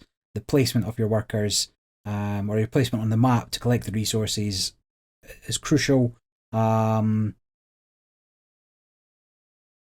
powers, and particularly by the time you add in the modules, it all stacks up. So I think you could teach this to anybody, but you're better going in with the expectations that it's going to be much longer than that for your first game, particularly at 4 players. I think we were maybe closer to 2 hours for our first game at 4 players. Certainly would be faster now. In the context then, sorry, I completely misremembered the weight of Wingspan. I obviously haven't played Wondrous Creatures yet. Some follow-up questions coming your way about that in a minute, because I'm quite excited. I'm bringing it to GridCon, I think. June Imperium is a 3.05. Yeah. The original base game. You reckon that's comparable? Yeah, I think that's comparable. All right, so there you go. So June Imperium type weight then. I think the depth in June Imperium might be a little more than this. So repeated plays. This is a bit more tactical. Yeah, that's fair enough. Well, we can get into sort of what weight means and stuff like that, but as a sort of loose frame of reference, at least, it's good to get a sort of a sense of where the game sits. So what I thought, about the game is the cutesy animals, the cutesy pieces, all the meeples and stuff like that. I thought that would sort of appeal as a sort of a next level gateway game. Do you reckon it's got that kind of positioning? I think it does. I mean, the art, it's illustrated by Sophia Kang, who's done a really great job on, like, every card is so good looking. Like, it's an amalgamation of sort of like 2 creatures mashed together, and they've all typically got names that represent the 2 creatures they kind of put together with. It's not quite Pokemon as such, but you get that kind of vibes from some of the cards. Let me see if I can just have a look at a card or 2 here. So there's a Cooper I can't even say what that is, a Kooparastra, which I think might be something like a kookaburra and a plant or something. I don't know. Kind of mashed together. It should absolutely appeal to people that just see it on the table. The table presence is great. The meeples are huge. The sort of wooden meeples. The ability to, you've got one meeple that's magnetized along with your leader, and you stick that on that meeple, and it's satisfying once you've unlocked them to move your leader around. There's rules that give each meeple a different power as well, but again, that's taking it maybe a little too far, particularly for a first game. I don't think it's unlearnable. The iconography is good, but you're not going to immediately know what everything is just from looking at it. It's not too hard to learn though. The difference between sort of the hand grabbing symbol and the card drawing symbol, they're quite similar. You won't immediately know what the difference is. But it's very playable by anybody as long as they're keen to learn, I would say. And do you think that 40 to 80 minute playing time is fairly accurate, or is it longer? No, I think it's longer. I don't see. I think we were actually quite fast. Like we finished with, I think, something like 4 rounds to go. We'd collected all the trophies. I get you'd have to be very. You'd have to have played it a lot, I think, to get it down to that time at 4 players. Right. And it sounds like you played with all the little expansions that came with the Kickstarter. No, we had a look. So there's some you could just throw straight in, which is do you take the same meeples to begin with or the different meeples? It doesn't make that much odds. We didn't put in the gigantic creatures, but we had a look at them at the end to kind of see what they did. And I can't remember what else was in there. But no, we're just really playing the base set with some opportunities. Like some, what's the crew cards? You get beasts with a unique one-time ability. So we didn't actually play with them, but we did have a look at them. Fair enough. Well, maybe that's a good opportunity for next time to check those out. Yeah, they're definitely easy enough to add in. I don't think they add a huge amount of complexity, but maybe the game is already complex for a first playthrough just because every card's different. I'm going to rattle off this next one real quick, and then we've got a couple of honorable mentions, and I think we'll call that a podcast. Sounds good to me. But this was Power Grid Outpost. We were both quite excited about this for Essenspiel. This is a 2 to 6 player competitive Eurogame published by 2F Spiel and designed by Friedemann Friese. That's his publishing company. I picked up a copy at Essen, and I took it to the Games Club. We played at 4 players. And what this is promising is sort of Power Grid with a little bit of extra spice. And I suppose that is exactly what you're getting. It takes a few of the... So it's got all of the same sort of futzy bits of Power Grid. You know, the setup and, the way the deck and the market works and all that kind of stuff. All those little futzy things they have to do in the original Power Grid, you still have to do. They're still there. And it takes what I believe are sort of some elements of some of the other variants, which is to say tokens over the early rounds that will reduce the cost of things that go unbought. And it also adds a random setup to the game board. So it's actually randomizing the cost, the link cost between the cities. If you've never played Power Grid at all, it is a game of powering cities, and you're going to build houses into the cities in order to earn the right to power them. And so what you want to do is build a series of connected networks on the main game board, which you're going to have to pay for. And you're going to buy power plants and resources in order to power those cities, which you're going to have to pay for. And the power plants are distributed by an auction, which different groups will approach with different levels of competitiveness of the cost of things, I suppose. And this version of Power Grid changes up a few things. Namely, the main thing is that it gives you a player board. Well, the main thing. There's a number of things actually that it changes up. The first, but the big thing is the player board. So the way the houses come out into the cities and you need to turn them on is the exact same. Each city has the capacity for up to 3 houses, but spaces 2 and 3 only unlock over time. So you will have a sort of argy-bargy with the other players to get that first cheap house spot before later expanding. You'll be able to increase your income over time by powering these houses. So again, you have to sort of time that. But the player who powers the most houses also goes last in turn order, which is quite a big deal. So there's an element of sort of trying to keep in line with everyone else. So you might be able to grab first position when it really matters. And the round to round is the auction. Everyone gets a card, with the person who goes last getting something at cost as a sort of compensation, I guess, for not getting anything else. And then you go into this building of the infrastructure phase, and then you go into this income phase where you get money for what you turned on. That's the game. It keeps on going until someone hits a threshold for powered houses, I believe. Or they've built enough houses. Is it? I think it's just the number of houses they've built, actually. But the winner of the game is going to be the person that has actually powered the most houses in the end. Is that still right for Power Grid? Yeah, I think so. Like, I think the end game trigger is all your houses are out, but you might not be able to power them all. So normally I think it's like 15-ish is what you're aiming for. Yeah, something like that. It varies on player count. At least in Power Grid Outpost, it varies on player count. But the winner is not the one with the most houses out. The winner is the one who can power the most houses during that final sort of power them on step. And then, so where this differs significantly is that you've got a player.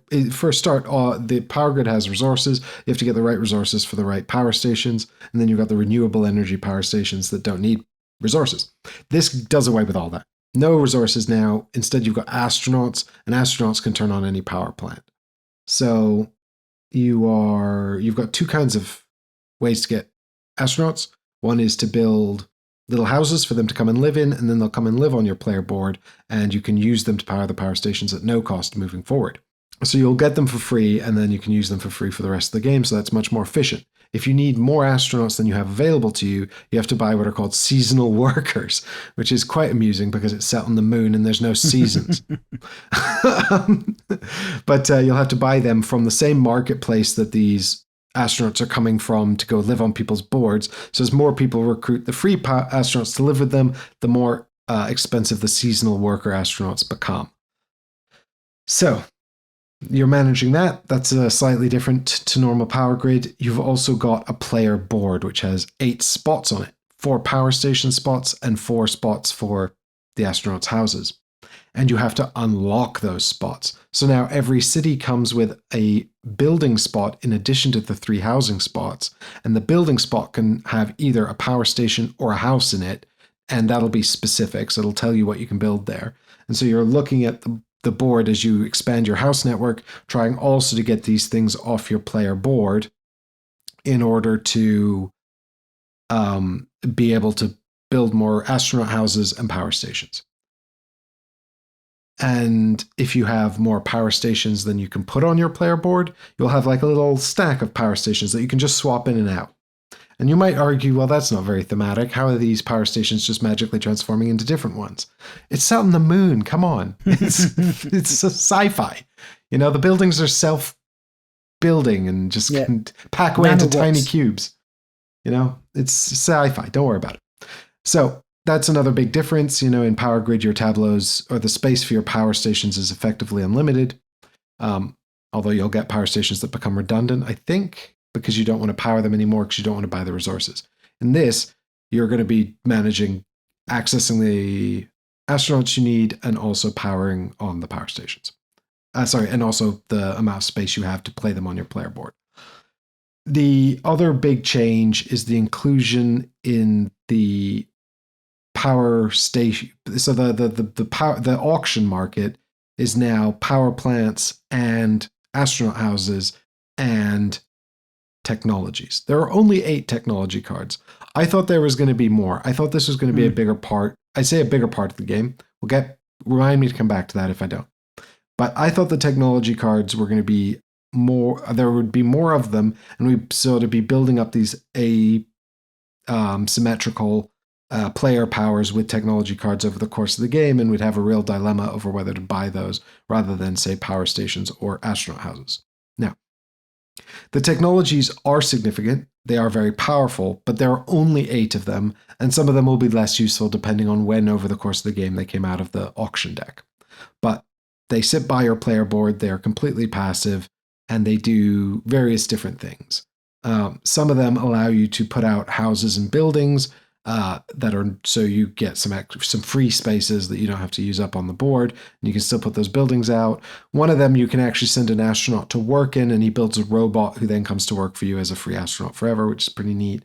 One of them gives you a free $5 off the cost of your auction forever. So you can always just bid $5 higher, knowing that you're going to be paying that less at the end. And so these technologies are not insignificant and can be very significant depending when you get them. Mm-hmm. So those are the sort of the main changes. I don't know if the board size is specifically different to Power Grid. Certainly it's divided into 3 areas. And in a 4-player game, it's a 2 to 6-player game, we played 4. You play in the sort of 2 to 4 player size, which doesn't unlock either of the other 2 sections. So it's sort of the smallest size of the board you can have with the highest number of players. So it's very cutthroat. And actually, we were all kind of really trying to optimize and fight it out until the very last moment. And my biggest sort of criticism of Power Grid is that it all starts off really fun with you sort of doing this light economic management and these auctions, which are really fun. And then it sort of halfway through, it tips into this sort of optimization process that requires a lot of mathematics and counting and stuff like that, which I find it's just too mathsy. I'm like, well, I could do this. I don't really want to. And, you know, it's just a personal thing. It's just too much math for me. I prefer the fun auction part. But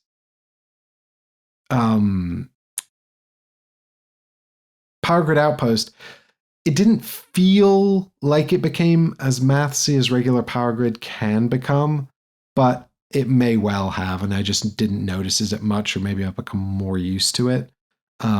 Certainly, everyone was dragging it out to the last minute, fighting for those remaining spaces and trying to make sure that they won. I reckon it could have actually ended a round earlier with the same outcome, but people were having a little bit of a hard time. I would say a little bit. It was sort of a little unclear about maybe there was a way to sort of swing it in your favor right up until the end. But what was interesting was I had nailed the sort of balance of power stations and astronaut houses on my player board. It looked like I was going to win, but there was a very quiet player who had not unlocked all the positions on their player board, who had not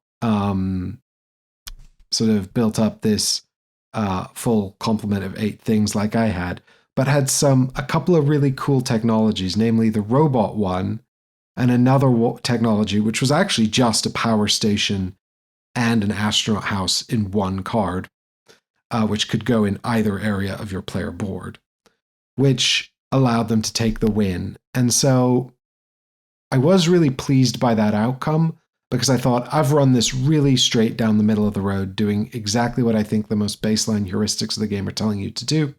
And I lost by 1 powered house. So I think I was on 16 and the other player was on 17. And so that 1 house tipped it in their favor.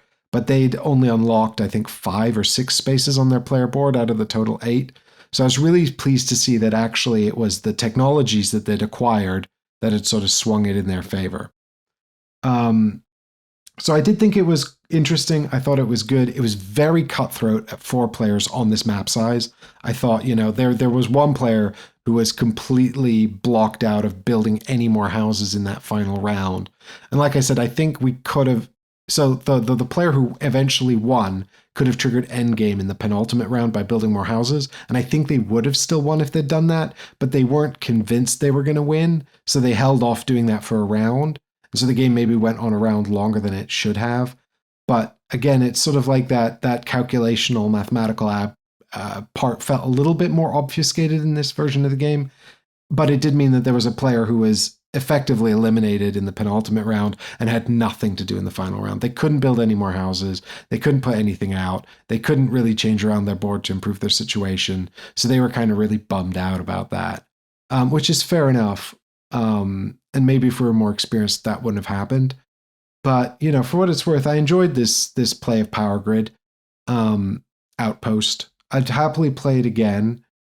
I'm not sure if I do wonder if it's just not quite exciting enough to be worth the sort of the futziness of it. Power Grid has a lot of futsy little rules about the setup and the way things are resolved, and I'm just not sure if there might be better auction games now or better sort of area control auction games, but I can't think of a lot of great examples, so there you go.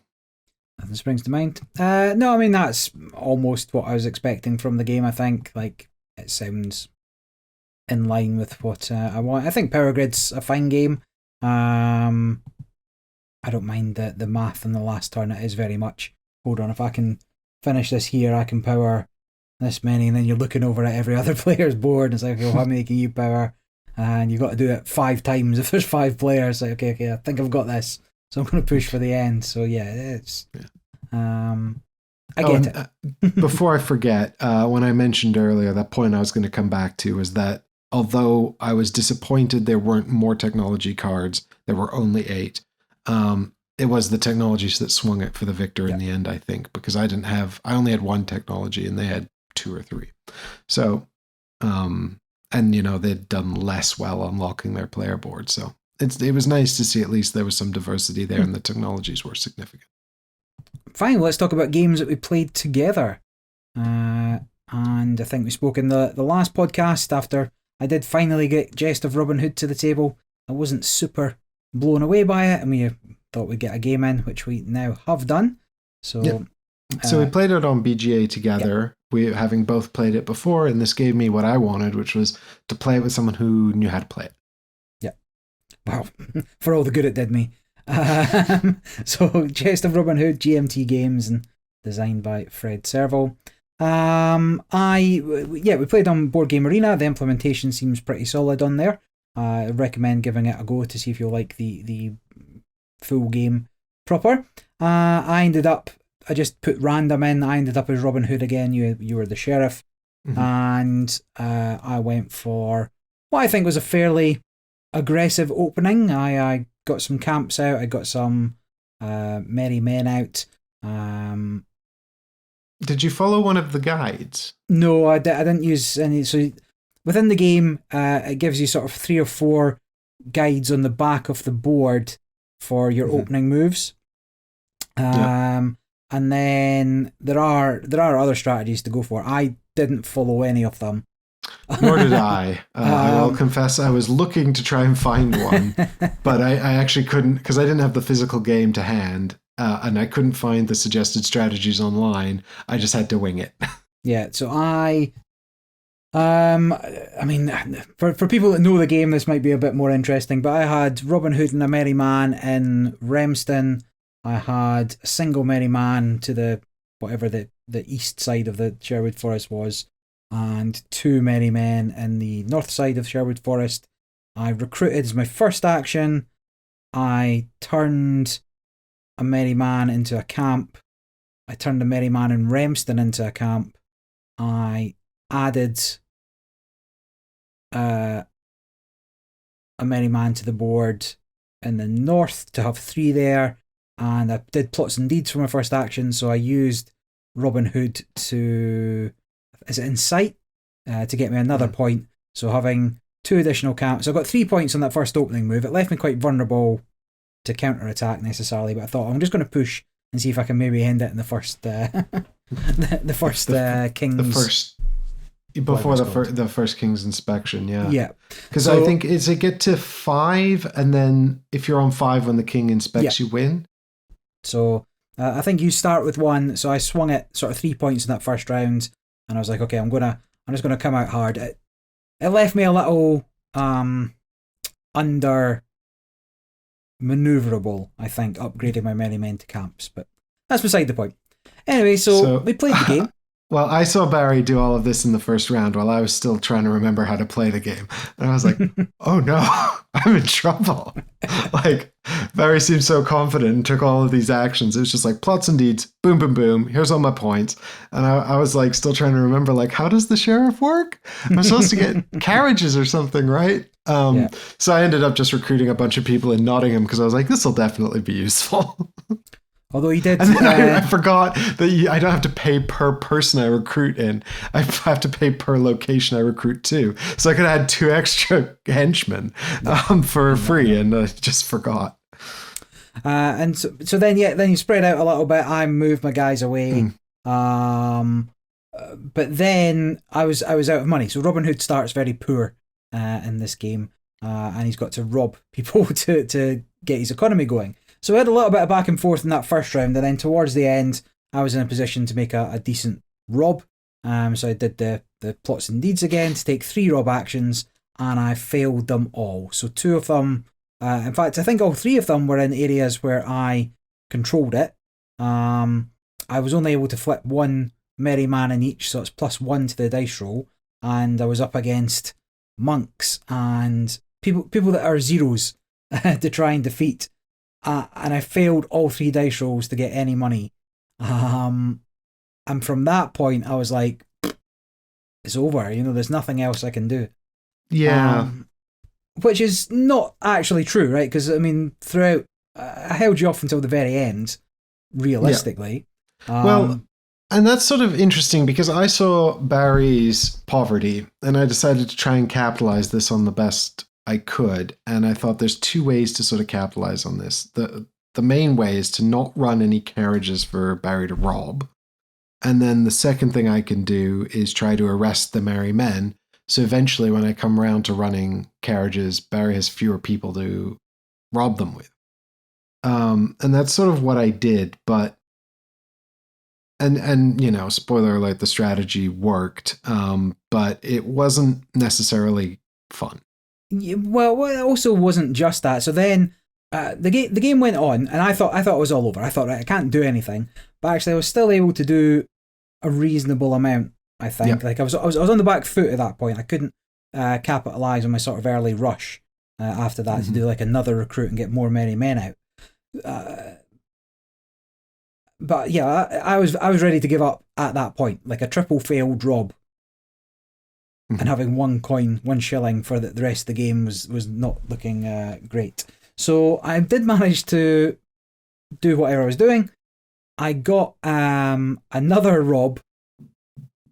triple rob, failed 2 of the 3 of those, and then my other 2 single robs also failed throughout the game. So I think I don't know how accurate that is, but it did feel like that was the case. I was quite light on merry men, so I was only able to add 1 to the dice roll. A couple of the robbing attempts, I knew I was going to lose anyway because I was doing it in submissive parishes, and I didn't have the bodies, but it was a turn before the king's inspection, and I think had I not lost 75% of those dice rolls, I could have done a little more to at least make it competitive towards the end. But you were able to kind of come in and clean up enough. Two turns before the end, you had 3-4 points, and I had no money, and so that was the end of it, right? Yeah, well, I sort of played it very close to the chest, and I thought that the back and forth between the 3 action spaces, and we've described it before, but you can have a really limited action and hold initiative, which means you get first choice next round. You can resolve the event card, and each event card has 2 sides, 1 favoring each side. So you can resolve the side that favors you, or you can do plots and deeds, which is the big bonanza of actions, but it's quite expensive, but that's how you're going to make the big moves. And I thought that actually in the game we played that the sort of the back and forth over who takes what and capitalizes on these things was quite interesting. I didn't feel like there were too many event cards where we could completely write it off. There were some instances of people taking an event, or either of us taking an event card to deny it to the other person, which was quite interesting. But, and we're like, oh, this isn't very good for me, but it'd be very good for you. Mhm. But, I think one of the fun things about the Sheriff of Nottingham as well is running the carriages and trying to protect them and playing this game of cat and mouse with where the points are. Certainly, that manifests better in the physical tabletop version of the game. We're playing on BGA. So, that sort of bluffing poker face element's just gone.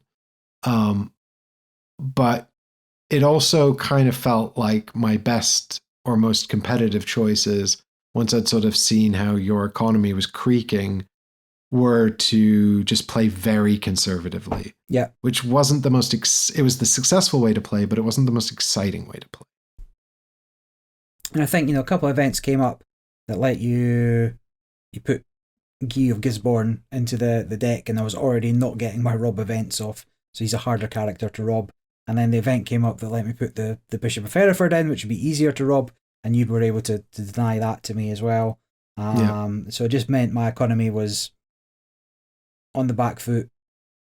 You weren't getting the most mileage out of plots and deeds because you were bankrupt. Yeah. And I was taking single Yeah. plot actions and event card actions just to shore up your poverty wherever I could. Mm-hmm. So yeah, I mean, that was that. The game, as I said, it felt very much like it was over for me from turn 4 when I failed all 3 robs. That wasn't the case, but I still, having now seen that the game can play out that way, and that with subsequent bad rolls also, you can't really get back into the game in a particularly good way. It's not endeared the game to me anymore. I don't think I'm going to be keeping it. I will probably play it a couple of times again, but somebody else in my group's got it, so I'll just play their version. I think I will move mines on and get something else in that space on my shelf. Yeah, I certainly feel like there's probably maybe something of an art to understanding who's in, I can't remember what it's called, the nomad deck or the visitor Traveler deck. Traveler deck, that's it. So understanding what's in there and what your probabilities are and trying to weigh that up and sort of how many merry men you flip during a rob to bolster your dice roll. But the die is very swingy, right? It's 4 across. So it starts at -1, goes to 0, and then 1, 2, 3. Yeah. And so it's 50-50 actually, either nothing or bad, 50-50 positive, Yeah. And so I think in the King's Inspection phase, you get to do some robs, and the normal cost of the robs, which is revealing your merry men, doesn't matter then because you're going to later in the same phase be able to hide them and redistribute them. Yep. So, those are, I think, the moments where you can take the risky robs. And I think during the actual round-to-round play between those, or the bulk of the game, you have to play those robs maybe more conservatively.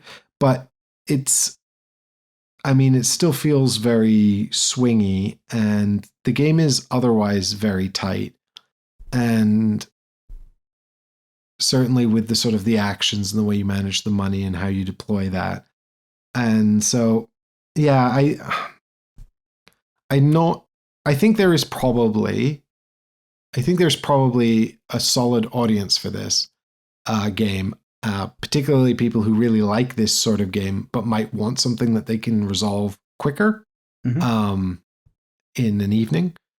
But I don't know if this is necessarily going to be the best, because it's sort of, because it's being sort of because it's trying to fit into the space of an introduction to these sorts of games. But I've seen, like, I think I'd probably have to give the Sheriff to the new player, just because the swinginess of those rob dice. I think it's a trap for new players, because they're so much fun to roll dice. And you want to be like, robbing the rich. That's what Robin Hood does, take those rob actions. But unless you really understand how risky they are, and you can weigh up that risk, and you understand how the risk alters at different stages in the game, like, it can be a real trap where you can just lose out. And I think that's a real potential pitfall for people that you're trying to sell on this kind of game. Yeah, I think like had I played the rob part better, right? So let's say instead of upgrading into camps early, I instead put out more merry men, which should let me bolster my number for robbing. Even had I done that, the traveller deck could have, instead of revealing the monks and the farmers at 0, could have revealed at just the wrong point a knight, could have revealed a merchant, which would still have, with those particularly bad rolls, would still have made I got nothing, even had I played better into the rob function or the rob action. You could argue that would have been worse because you'd given up what advantage you had elsewhere to try to guarantee those robs and still lost out. The odds of that happening are less likely because there are fewer of those cards, but it is still definitely a possibility. Yeah. So, as I say, it was. I was happy that I had stayed in it as long as I did. I think you almost certainly could have just wiped me out, right? Going in. Well, it was quite tricky managing my logistics without running carriages, and I was never comfortable to just run the carriages over and over again. Yeah. But, you know. And then, despite having played many, many other games as well, I think we both played Kelp. Had you played Kelp last week? I've never played Kelp before. Fine, so this would be your first game. Kelp is a 2-player asymmetric I don't know what you call it, a chase and catch game. Wonderbow Games, and it was a Kickstarter that recently delivered. And there's 2 sides. One player's an octopus, one player's a shark. The octopus wants to either eat all their food, all 4 food items, to win the game, or have the shark exhaust itself trying to catch him, and the shark wants to catch the octopus. And both sides have completely asymmetric mechanisms to how they're going to play. The octopus is done by deck building and playing cards, and the shark rolls dice, and depending on the colour of those dice tells them what he can do and to what degree they're able to perform that certain action. So I played before, and I played a couple of games, and I've always played as the shark, and I had previously lost the games I had played. There is a strategy where the octopus can rush the food, which seems to be the dominant strategy. However, it's still quite difficult as the shark to get the dice and the maneuverability to find the octopus and eat them in a timely fashion before you are very near death, or before the octopus is eating the food for his win condition. I'm surprised that you've found the food to be a dominant strategy, because I played as the octopus, and we'll discuss that more in a minute. But I'll let you finish. Yeah, fine. And then I played another game, and I finally did win as the shark. Now the confrontation where the shark goes to bite the octopus isn't a guaranteed win for the shark. There's a rock paper scissors element where you've got 3 different cards, red, blue, green, that do different things. The octopus is activating his defense mechanisms, and as the shark, you have to guess which one to get around it and eat the octopus. So I had really bad dice rolls again, and I hadn't really set up the board, and I didn't have a huge number of things going for me. Whereas the octopus was well on his way, he'd eaten 3 bits of food, and would have been able to sort of purchase the last card he needed and put it out on the board for potentially the win. So I had really one go at this in order to win, and thankfully I picked the right card to negate the octopus's ability. Had the octopus got away, I likely would have had to work really hard, but I could have maybe got another attempt at it, in which case it'd be 50-50 because the first card played is removed from the game. But yeah, I did win as a shark. The octopus player played quite well. There was a lot of dodging me. He'd pop up, eat the food, and then managed to manoeuvre himself to a place where I couldn't get round to him for another turn, at which point he'd have a chance to shuffle his position away again and make it hard for me to find him. So it's still a good game, but the conclusion of the game was anticlimactic, even winning as the shark. Which we'll maybe talk a bit more about. But you played as the octopus. Yeah, and I had I was sort of conscious of what you'd said about the food strategy. So we just played the once, Mark and Mark was the shark, and I was the octopus. And it's worth noting that the shark pulls their dice out of a bag at the top of the round, so they don't have any agency really over what they can pull. But as the game goes on, they can pull more dice and re-roll them. Do they pull more? No, just yes. So once you fill up your full track, you'll get a third die, and you'll have 2 rerolls. Yeah. But in order to eat the food, so the octopus is playing, as we said, this sort of game with Stratago, where it's got all these tiles that it has to reveal, and the shark can't see, and there's 9 of the tiles out, and in order to play a card, the octopus has to pay for it by revealing tiles. So it's got to have tiles that it can reveal. And then in order to eat the food, what you do is you buy, it's playing a deck building game where some of the cards that it plays allows it to move, hide tiles again, move tiles around, shuffle tiles, which is really important. We'll come back to that. But it's got a marketplace of cards where it'll purchase the cards from. And the food cards are 1 stack of 4 stacks that it can dive into. So you start buying those cards, but when you buy the card, it goes into your discard, and then you get a food token that you have to hide amongst the Subbuteo tokens on the board. And in order to consume the food, you have to position the octopus orthogonally adjacent to the food, and then you have to have the food card in your hand, and then you have to reveal the octopus, the food, and the card from your hand, and then you can eat it. Which it felt really difficult. I don't know how your players are managing this as a dominant strategy. I think just to clarify, you don't have to be hidden to eat the food. If you're sure? Yeah, if you're revealed, you can still just eat it. Like the revelation isn't a cost; it is a necessary requirement. Part. Yes. Oh, so you have to reveal yourself if hidden. But you don't have to reveal yourself if not hidden. Correct, yes. So you can sit in the corner, which is the hardest part for the shark to bite you in. You can put the food up, orthogonally adjacent to food, orthogonally adjacent to you. And then if you can get anyway, sort of like deck thinning or drawing cards, particularly if you get like the crab first to have a larger hand size, you can eat food quite quickly. Because the shark only starts with a single attack die, and he would have to roll a 5+ to get you.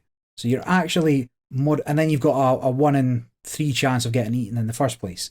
So you can just sit in the corner if you can maneuver your octopus to the corner early, or if you happen to set it up that way through a little bit of chance, and you can buy food, try and cycle through your deck as quickly as possible.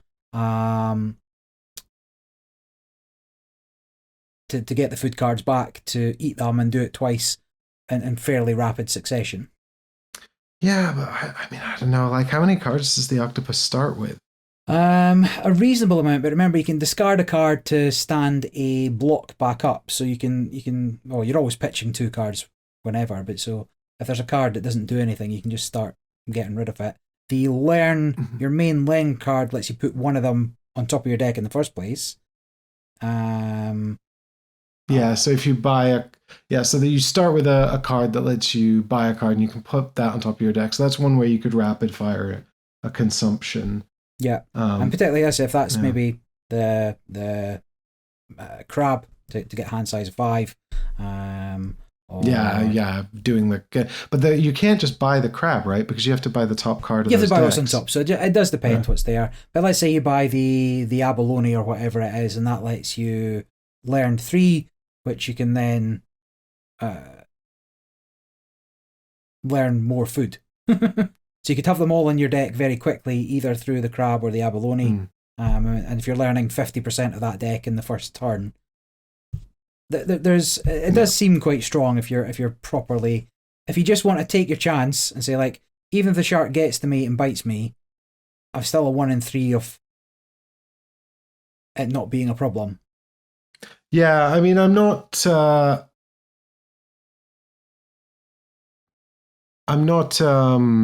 doubting that it is an optimal strategy. It's just not something that I leaned into when I played the octopus because it felt difficult to me.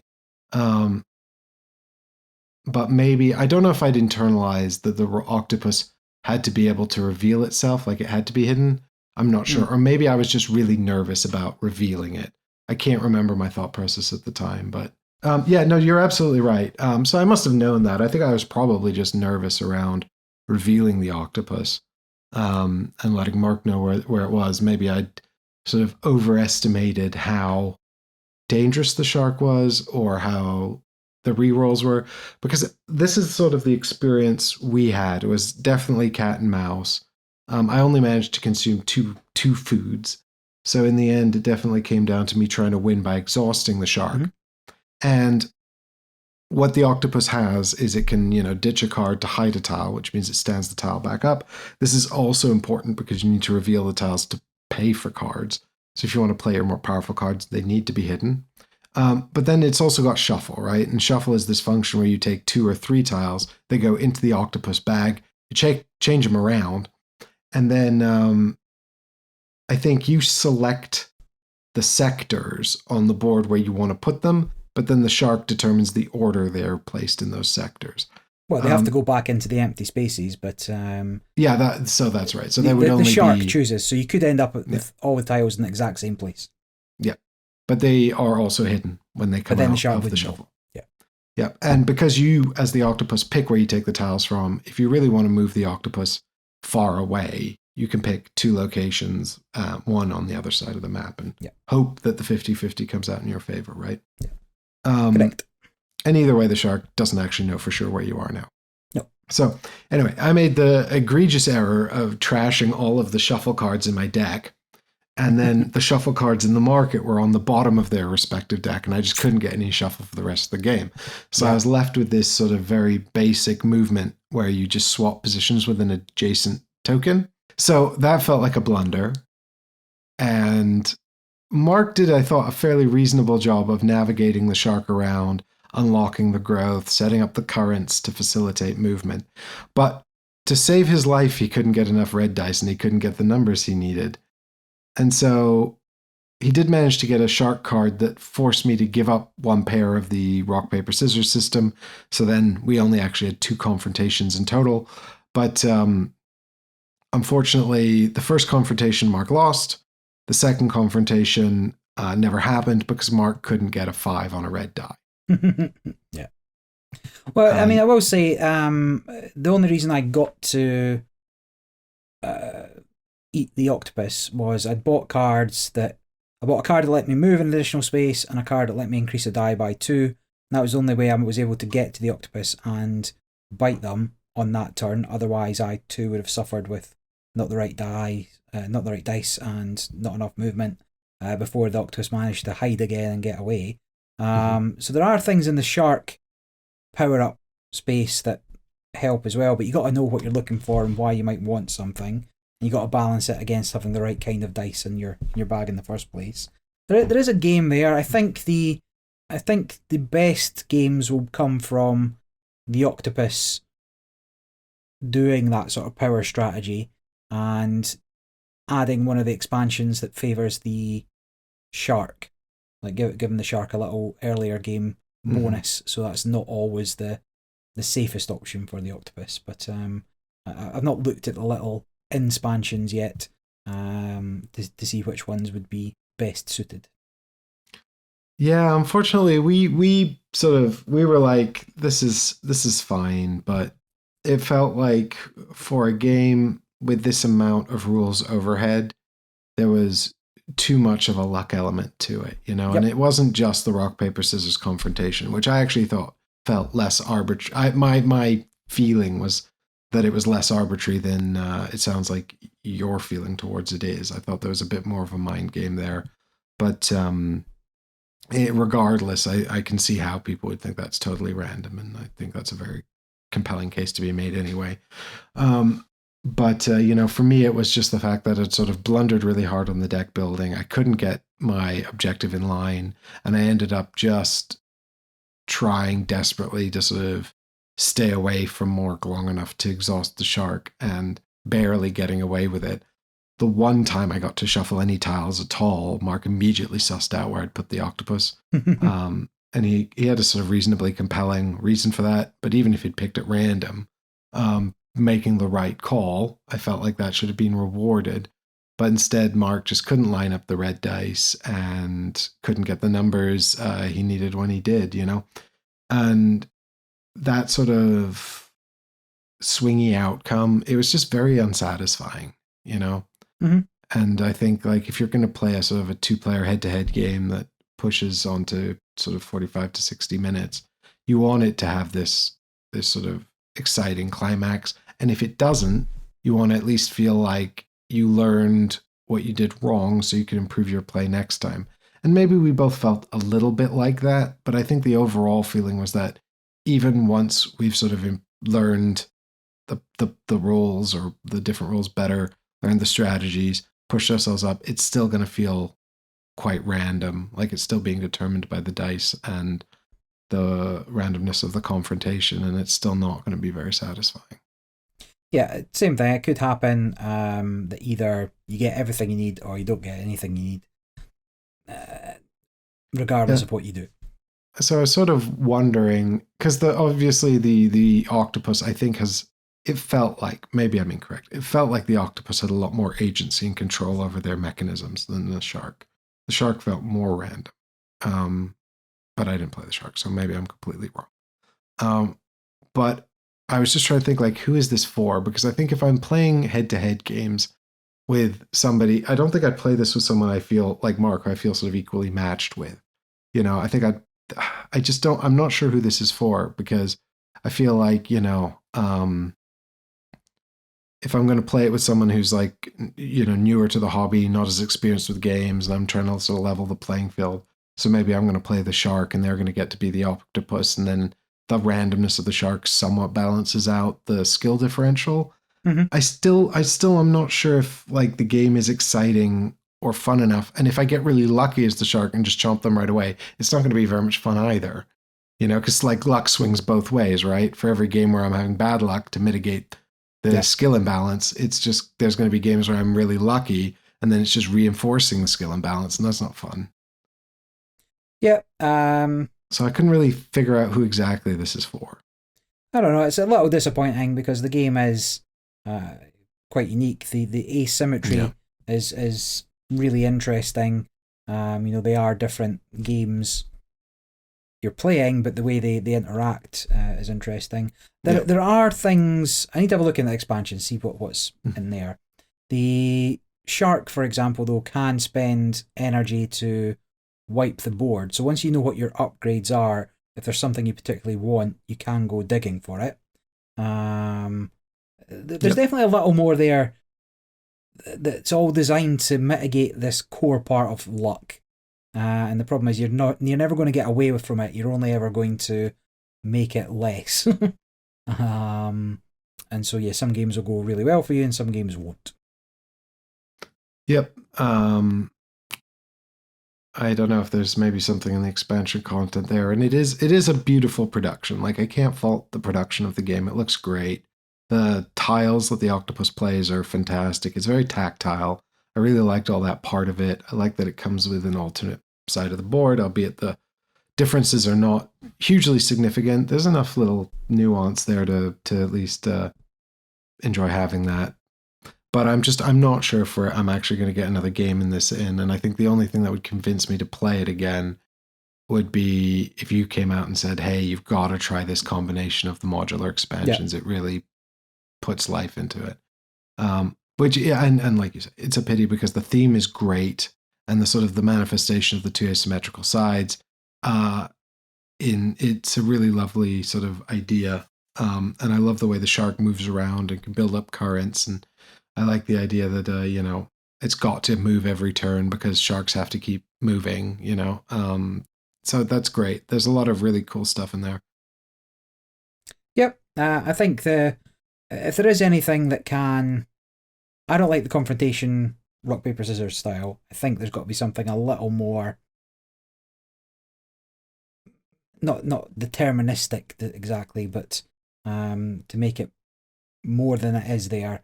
And similarly, if you're not getting the luck, there has to be something like if there's a red die and you know where the octopus is, you could always spend any value to move them one space or something.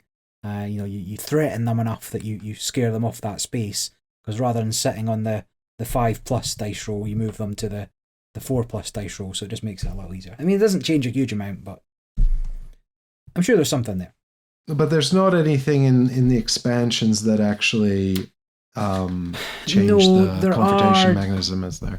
Dice that there's multicolored dice, so you can use them for either for multiple, or not multiple, but either an attack. Right. I like that idea. That gives you a bit more flexibility. Yeah. So there's 3 multicolored dice that you can add in. I'm just thinking, like on the octopus side, there's a coconut. So when you move or when you shuffle a tile, you can put a coconut on top of it, and that needs a 6+. But is that because you're hiding your octopus, or is that because you want a bluff that you've hidden your octopus? I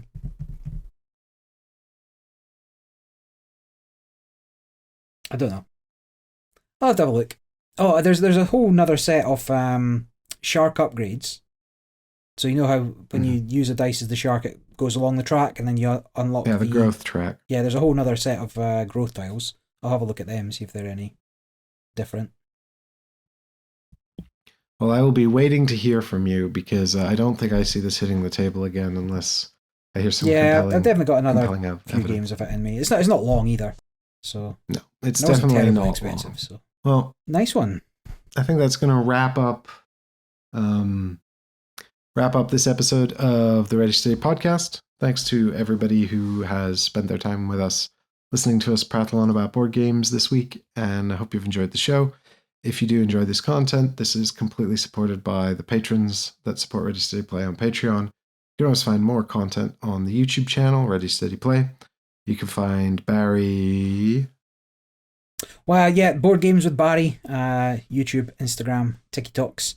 I really should post some things. I'm terrible for remembering to take photos and update content, but but you can find some Barry there. And this is a gentle reminder that we do have an annual charity stream. This is part of the big YouTube event known as Thankmas.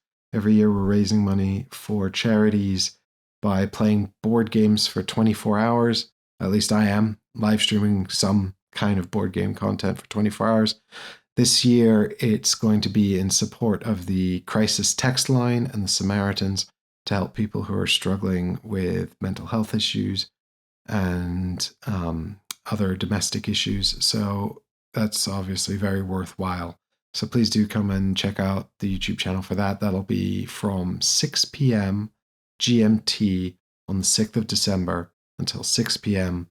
Saturday, the 7th of September. Those are GMT times. And of course, if you don't want to miss it, or you want to come and check it out, or you want to find out more, the live stream will be available to see ahead of time on the channel. And I still don't know what's going to happen. I'm in the process of trying to organize it, but something will happen. And in the end of the day, it's all about doing something nice around Christmas time, isn't it? Very true. And that's it from us. So until next time, thank you all for listening, and bye-bye. Bye.